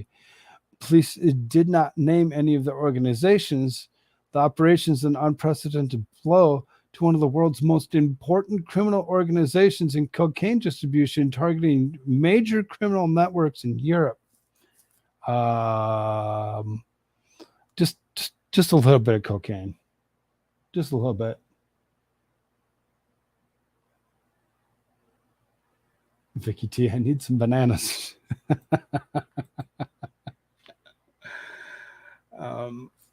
Yeah, they both went, except bacon with Coke. I mean, exclusive video, illegals land in Florida. Not telling you to do it. Not telling you to do it. You only bake with bananas. Coke should be treated other ways, like that. You know, they just stopped a massive amount of Coke from actually being distributed to in and around Europe for itself. In itself, it could actually, you know, maybe save lives. Just maybe. Illegals land in Florida beach, 14 detained after boat rams sheriff's office marine vessel. Oh, they can't come this way? Oh, as long as they come across the southern border, they're fine. They come in through Florida on a boat. Nope, no good. A boat of illegal migrants in Haiti, from Haiti in the Bahamas, landed in Jupiter, Florida beach Friday morning, ramming a Palm Beach County Sheriff's Office Marine Unit vessel at sea. Beachgoers captured the chaotic scene, showing the group disembarking from a boat and running up the beach before disappearing into the brush. The sheriff's office reported that the group had been apprehended and detained. Joy Fago captured exclusive video of the incident. Really, here's a helicopter. Anyway, it doesn't matter. So you can see multiple people jumping from this boat and going and running themselves up the beach as they try to actually apprehend them for what it's worth. Squab Bob, welcome back. I heard something. Sometimes Coke can give you the yos. Yes, very, very long yos.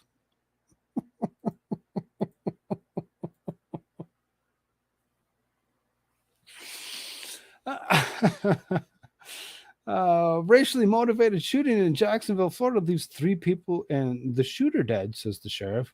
3 people were tragically died after being shot in a racially motivated attack in a 21-year-old white male in Dollar General store in Jacksonville, Florida, just because it was white man killing 3 others that just so happened to, or 2 others that just so happened to be black, or 2 black men, 1 black woman. Oh, okay, that's what it was. It just, oh, that's racially motivated. Is it? He eventually opened fire on himself, taking his own life. Oh, see, he took his own life, so it's no longer racially motivated. He killed a white person too.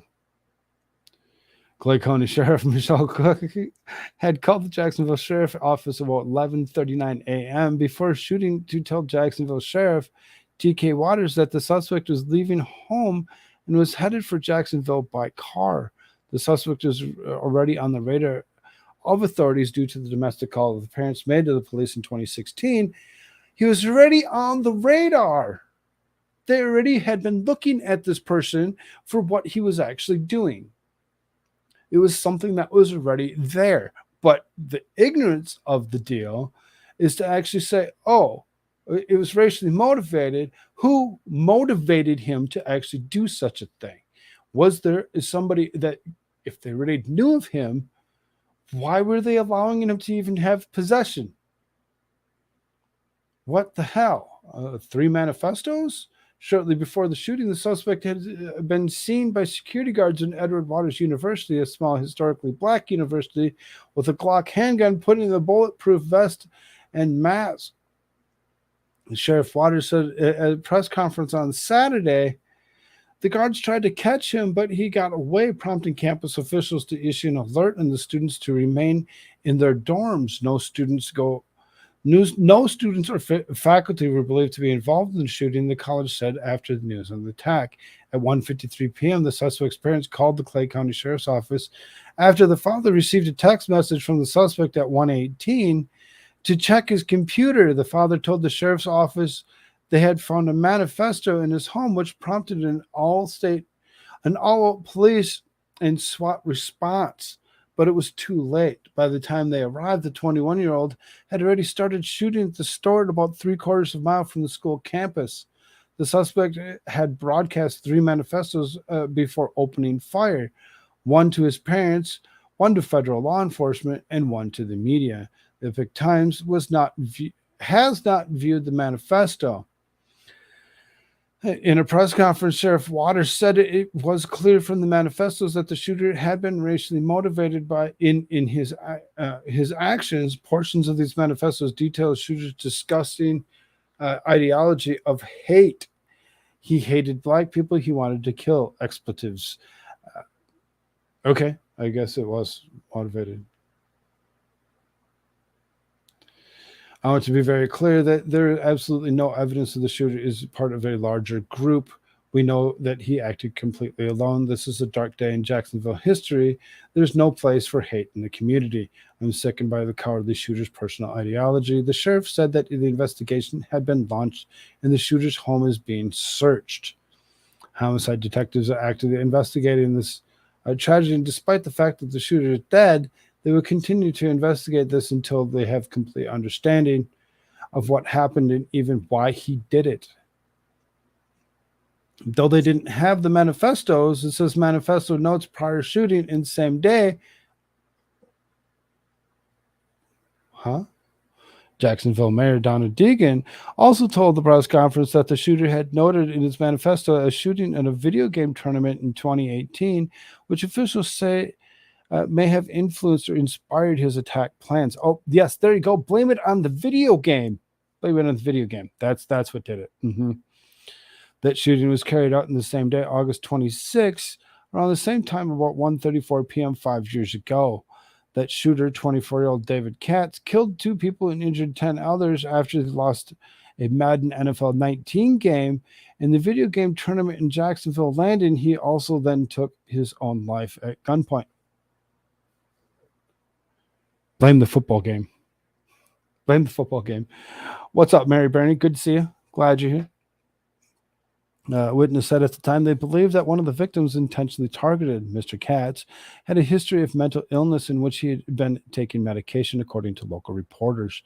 FBI investigating hate crime. FBI special agents in charge of the agency, local official Sherry Onks, said the FBI is opening a federal civil rights investigation to investigate the attack as a hate crime. Hate crimes are always and will always remain a top priority in FBI because they're not only an attack on a victim, they're all meant to threaten and intimidate entire community.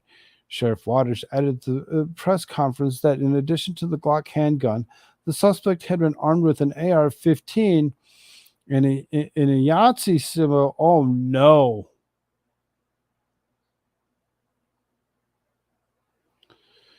As a community that has suffered again and again, so many times, this is where we end up. And there were so many people out today, obviously grieving, upset. It's just something that should not and must not continue to happen in our community. It's too often some folks, the same folks, and these types of hate, this type of, you see swastika on a gun, he must do everything that you can. We must do everything that we can to dissuade this type of hate. Governor DeSantis responded to the news and shooting, saying that the scumbag that did this was racially motivated. This guy killed himself rather than face the music and accept responsibility for his actions. He said that, and so he took the coward's way out, but we condemn what happened in the strongest possible terms. It might be something to actually think about when, being that we're so close to election season and where this actually happened, and it just so happened to be in Governor DeSantis's backyard.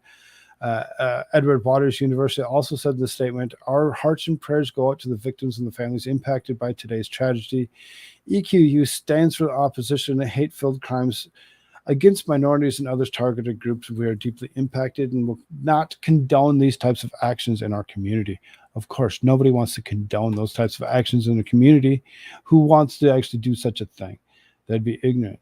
It's sad that this will actually happen for what it is. It is very disturbing to see people actually go to the point of actually doing such a thing. Grieving mother desperate for answers after FBI bust door fatally shoots her disabled veteran son. Pre-dawn raid. Families desperately seeking answers.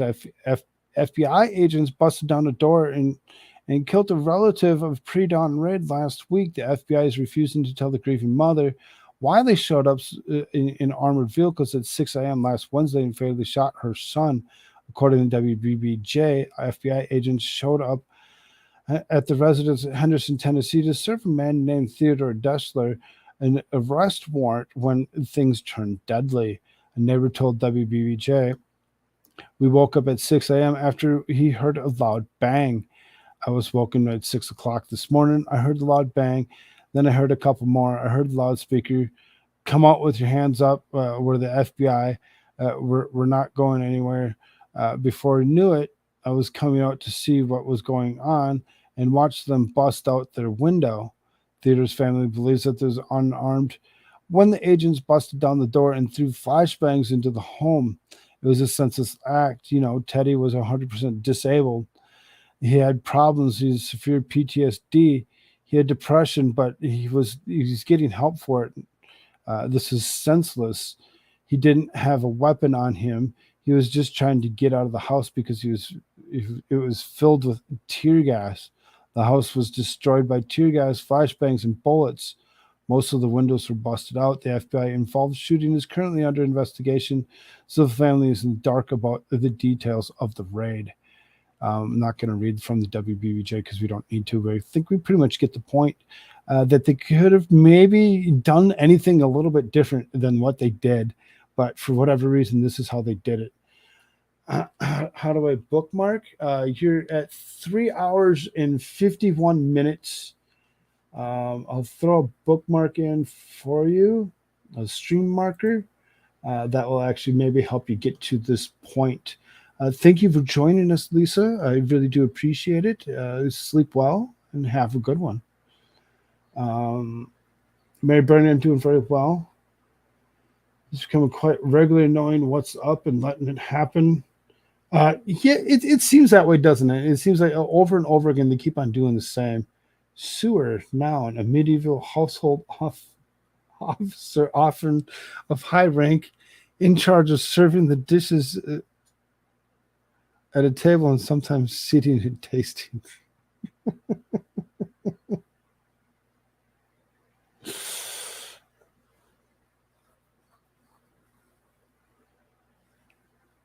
Yes, I got it. Definitely. FBI has issues. FBI has lots of issues. They have the tendency not to know what they're actually doing, why they're doing it, or when they're doing it. They just do it. And sometimes they don't do it, as we actually see with the last instance of them actually being ignorant to the point and not doing anything when it came down to it.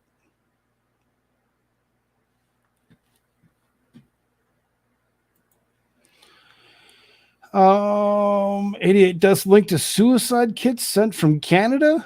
An investigation, 88 deaths in the UK revealed Friday that suicide kits sent from Canada were linked to each instance. The UK National Crime Agency said lethal substances are allegedly purchased and delivered to people at risk of self-harm from websites based in Canada, according to CBS News. International inquiries in Kenneth Law, the online merchant who sold sodium nitrate, led to the UK probe. Sodium nitrate is commonly used meat curing substance that can be deadly when ingested. Law was arrested and charged with 2 counts of counseling and aiding suicide.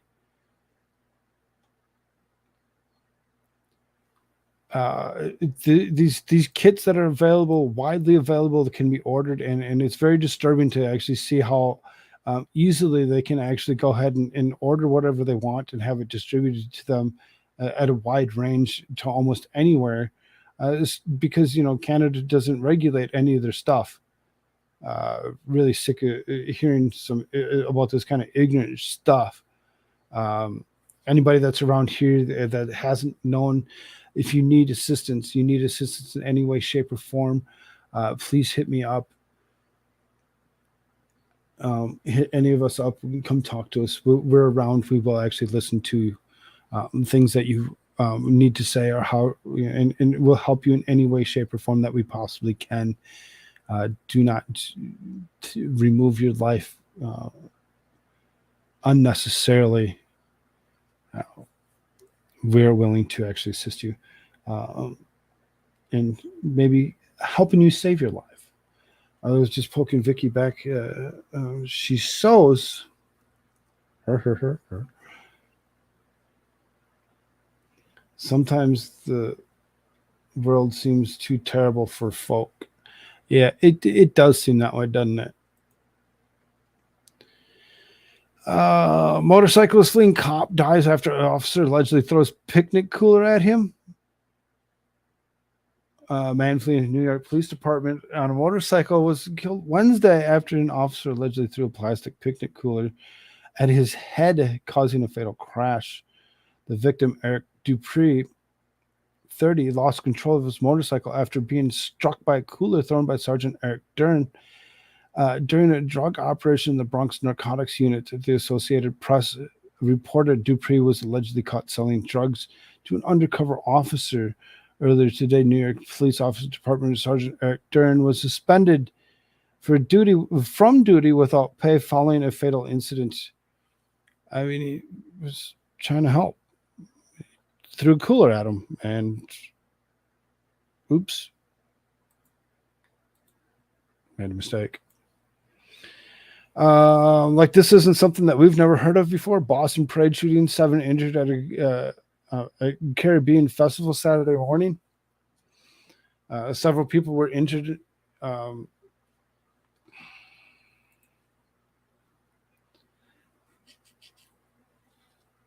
Several people were injured in the morning shooting at a local Caribbean holiday event. The latest in a series of shootings at such an event. At least 7 people were injured Saturday morning at Boston's Jovart Parade.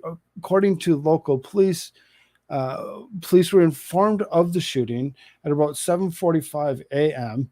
The injured were escorted to a hospital where they received appropriate care. All victims were taken to a hospital and the injuries were non-life-threatening. Several firearms were confiscated and several arrests were made, they noted.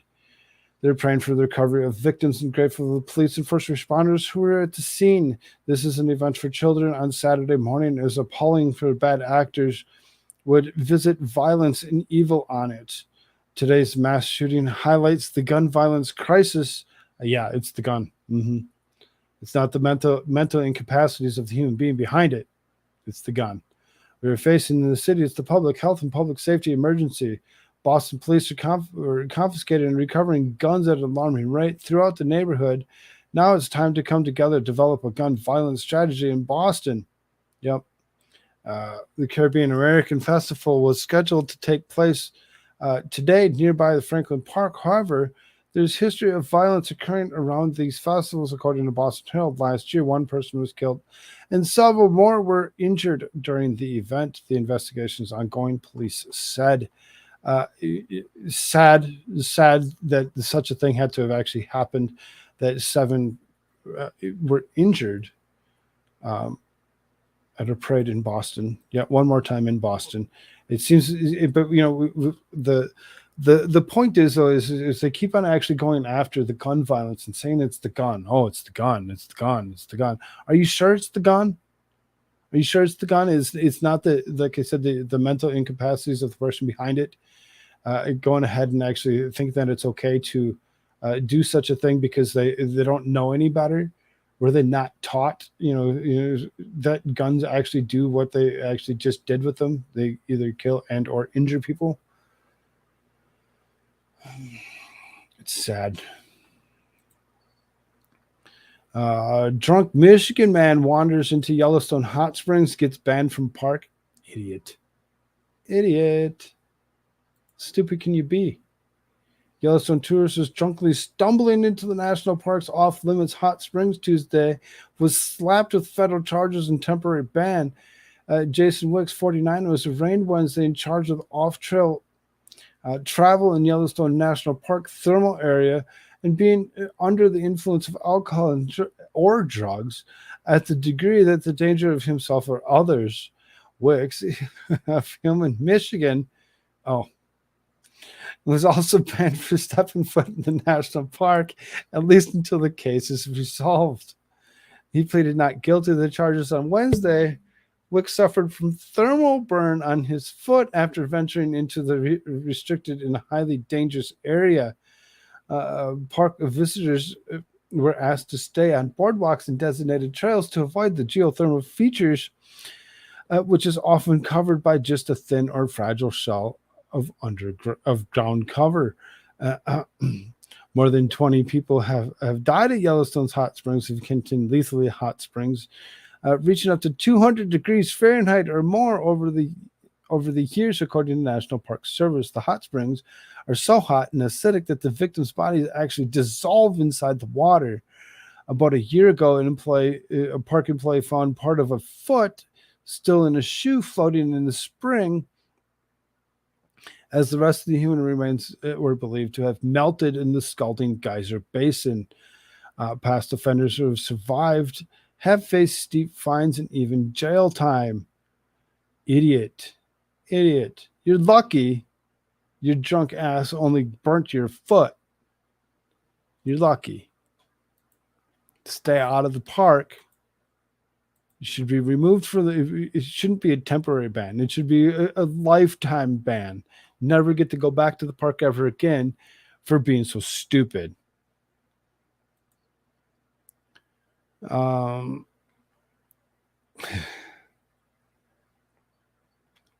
getting down there. 9 left. We're moving ahead. Grimsbar, what's up, brother? Good to see you, man. Long time no see. LA Mayor Bass, lack of consequences for crime isn't causing retail theft. Things like this happen.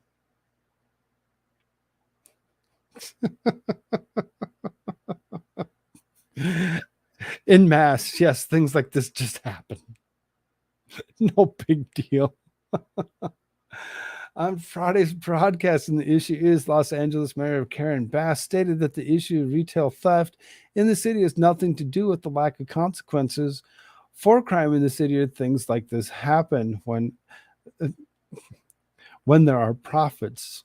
Bass said, well, you know what?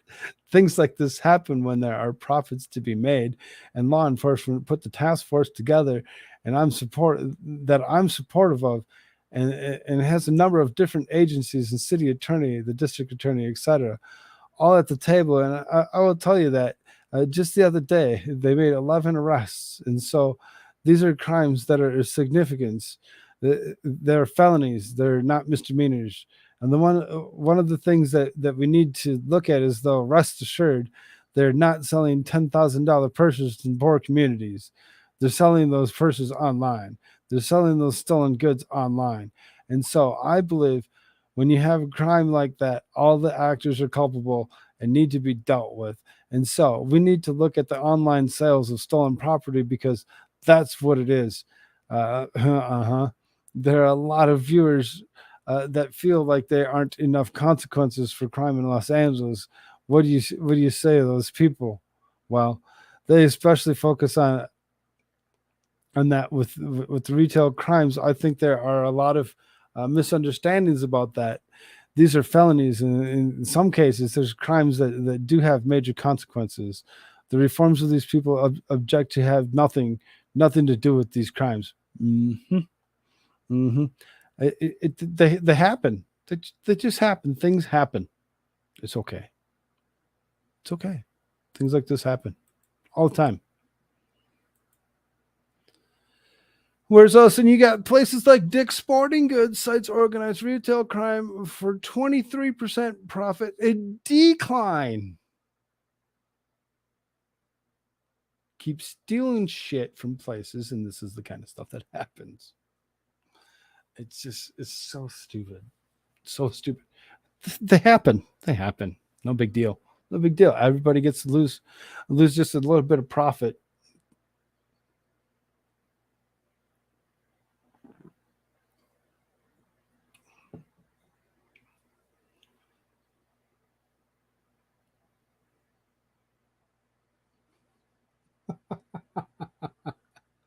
You guys are so funny. Chat's the best.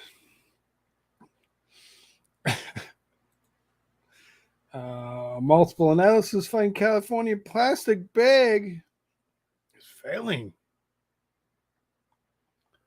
California's ban on thin plastic bags is a failure, as thicker recyclable replacement bags are largely unable to be recycled in California, and the majority of consumers still opt not to bring their own bags to reuse for shopping, according to Los Angeles Times analysis. Additional analysis have also found increases in purchase of plastic trash bags chip away at the plastic savings from the single-use plastic bag bans. The pounds of plastic bags per capita placed in landfills has increased since the ban, and many of the alternatives in single-use plastic bags typically end up being worse for the environment. Nonetheless, major decrease in grocery bag litter suggests at least a partial success. Of 514 customers observed in coastal wealthy Culver City by Los Angeles Times, 319 customers walked out of the store using a bag of some kind, while the rest left with single items that would not make sense to bag, such as 12 packs of soda or disposable cups or drinks sold in store. Or those 319 customers, 216 used all new plastic bags purchased at the store. 95 used sturdier reusable bags, while only 8 reused plastic bags. Meanwhile, at a Smart and Final and grocery outlet in Fresno, of the 35 observed shoppers who used bags, 34 emerged with new plastic bags, while just one person used a reusable bag. California first opted in a single-use plastic bag ban in 2014, making it the first state in the country to do so. Plastic bags are cited by the Ocean Conservancy as one of the most common pieces of trash in the ocean because of polyethylene used in single-use, difficult to recycle plastic bags breaks down. In just 20 years, 79% of the marine microplastics are polyethylene. As these microplastics are ingested by animals and move up the food chain, they induce significant endocrine disruption, creating health complications and eventually making their way into the human food supply. 1 year after Californians adopted the single-use plastic bag, there was a 72% decrease in grocery bag litter, suggesting that regardless to the total likely increase of plastics use resulting from the ban, that the newer bags are being disposed of more responsibly. As a result of the ban, grocery stores began charging 10 cents per bag and using thicker polyethylene bags that use twice as much plastic but are strong enough to be reused. Deeper analysis of California bag use by Dr. Rebecca Taylor of University of Sydney, however, has found that individuals tend to reuse their plastic grocery bags only once, as liners in small trash cans, and that to eliminate 40 million pound plastic single-use bags was offset by the increase of 12 million pounds of increased purchases in designated trash bag purchases. Furthermore, the thicker plastic bags now sold in grocery stores are recyclable and reusable or difficult to recycle, use twice as much plastic, and have gone to special recycling facilities. In their analysis, the LA Times did not find a single recycling center in the state that accepted these bags for recycling. As a result, while the amount of bags collected in cleanups has decreased significantly, the amount of plastic placed in the landfills has increased. In 2004, the state government found Californians disposed of roughly 8 pounds of plastic bags per person, but by 2021, that number was risen to 11 pounds of bags per person. It seems kind of, ignorant to the point where when it comes down to it, the use of single-use plastic bags really hasn't changed. They just increased the amount of plastic in the bag, and as opposed to actually just using them a single time, you're using them twice because, like you said, they're linings, they're small garbage cans, which still end up in your landfills, just in a different way. In a different way. Taking it longer for it to dispose is going to actually fail. Now, California. Remember California. Eco-friendly hysterics hardest hit after paper straws revealed to contain toxic chemicals. Wait, you mean the bad idea to get rid of proven products in favor of hysterical green solutions based on no actual scientific evidence? That's the story after recently revealed that almost all paper straws that are bamboo alternatives contain toxic chemicals known as forever chemicals. According to the report, a study in Belgium found that 18 out of 20 paper straws tested, 4 out of 5 bamboo straws contained what are called PFAS. They're called forever chemicals because they linger almost permanently in the environment from soil to the water supply. Forever chemicals in your paper straws. Oh, it just so happens to be that the paper straws just so happen to have a plastic bag around them.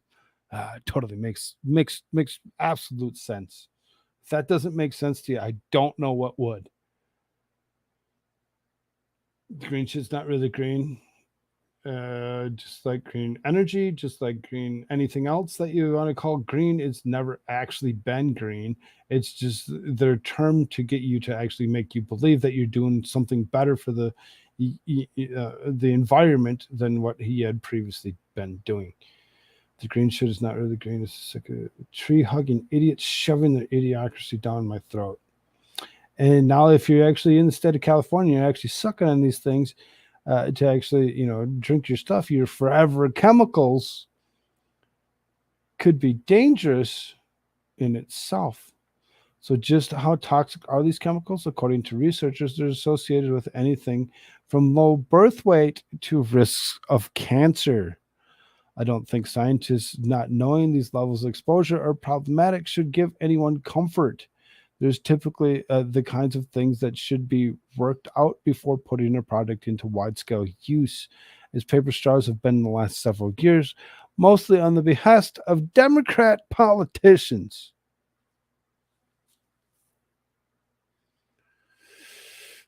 The green movement is nothing but hysterical, though. In fact, the latest situation is similar to banning of plastic grocery bags. There you go. There's your tie. There's your tie right along with the other. It really, seriously, how fucking stupid are we?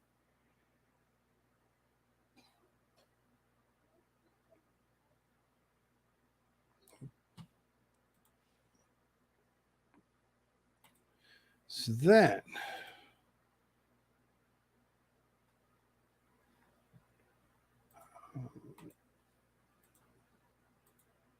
we're really getting down to the nitty-gritty of things. Got 3 left. That's 60 tabs that we had open. It didn't take us too much time, did it? Just over 4 hours. We're doing good. Oh, not that one yet. We'll do that one last. Death of Arlene Sorkin, original voice of Harley Quinn, mourned by Mark Hamill, James Gunn, and fans. The original voice, she's 67. Sad to actually hear her that she is actually no longer with us for what it is. She had just passed within the last few days. Those that loved the Batman cartoon would know the voice. Yes, she is no longer with us. Sad as it is. And of course, our beloved Bob Barker, dude from The Price is Right, nearly 4 decades on TV, passed away at the age of 99 yesterday. Rest in peace, Bob Barker. I really wish, if you didn't grow up watching The Price is Right, I don't know what the heck you were doing or why you weren't there. Yes, exactly. Come on down. And he will be missed. He will be missed for what it was. Very much appreciated for what he had actually done in his life with movements for spade and neutering your animals. When it comes down to it, he really did a lot. I'm interested in what happened with his, I would assume, millions, because there's no way that he didn't make a lot of money, as his wife passed away back in 93 and he had no children. I would hope that most of this money actually went to the Humane Society for spaying and neutering your animals. Back when TV wasn't trash. Yes, back when TV wasn't trash. And one last thing, something nice to go away from the YouTube side on. Again, we're going to go over to Rumble, and we're going to actually finish out the night over there. Got a few things to actually go over on that side of the world. So this is photo, nacho, average tip. Mystery woman gives Texas waitress $2,000 surprise. An unidentified woman enjoyed some nachos Wednesday before leaving a huge surprise for the waitress in Rolette, Texas. After a mystery woman visited Seneda's Mexican kitchen for lunch and paid for her food, the waitress noticed that she left $2,000 tip on the check. That was just $21. $21 for nachos. There better be some really bomb-ass nachos. The best nachos you ever had. I swear. $21 for nachos. Ellie says, ooh, I have family there. Nice. However, the generous patron exited the eatery before the waitress could express her gratitude. And now the restaurant is trying to find the woman to reunite them. Thank you so much for the amazing young lady that left this during our lunch rush this morning. Will you please contact our restaurant? Our server would love to give you a proper thank you. Sonata's Mexican Kitchen wrote in the social media post. After a large tip was discovered, the photo receipt shows the woman ordered queso and nachos with chicken and then left a $2,000 tip. Amazing. Let's hope that she actually meant $2,000 and not $2. There is a third zero on there, so maybe not. Now that's so wonderful. We ate there today. I bet it was a lady next to us that was alone. I'm so glad there's still good, kind-hearted people in the world. Good job, one social media user replied. In the comment in the post, the restaurant also reassured customers the entire tip amount belongs to the waitress, stating, we don't share tips at Sonata's. It's all hers. The mystery woman reportedly did the same thing at another nearby restaurant not long ago. So it seems that she wants to bless the hardworking people in her community. Lady, I don't know who you are, but your terrific tips seem to be lifting people's spirits left and right. Very awesome to actually see somebody do such a thing. Kind of heartwarming to actually, round out our night here on YouTube. Don't forget to actually go over to the Rumble side of things here as we actually go away. This is a similar instance happened in June 2021 when workers in a restaurant in New Hampshire got a big blessing from an anonymous customer who left a $16,000 tip. It is credited. It was on a credit card statement. They put it down next to the register, and he said 3 times, "Don't spend it all in one place." That's what made her flip it over and look. And she was like, "Oh my God, are you serious?" And he said, "I want you to have it. You guys worked hard." Restaurant owner Mike Gazzarella said it was an incredible gift. Regardless if it's 16,000 or 2,000 or even 20, if you have it to actually help these wonderful working people out, share it. Just share it wide. and share it proud, because when it comes down to it, this young lady really probably needed the 2,000, as we see what's wrong with this world today. Again, we are going to actually go away from YouTube.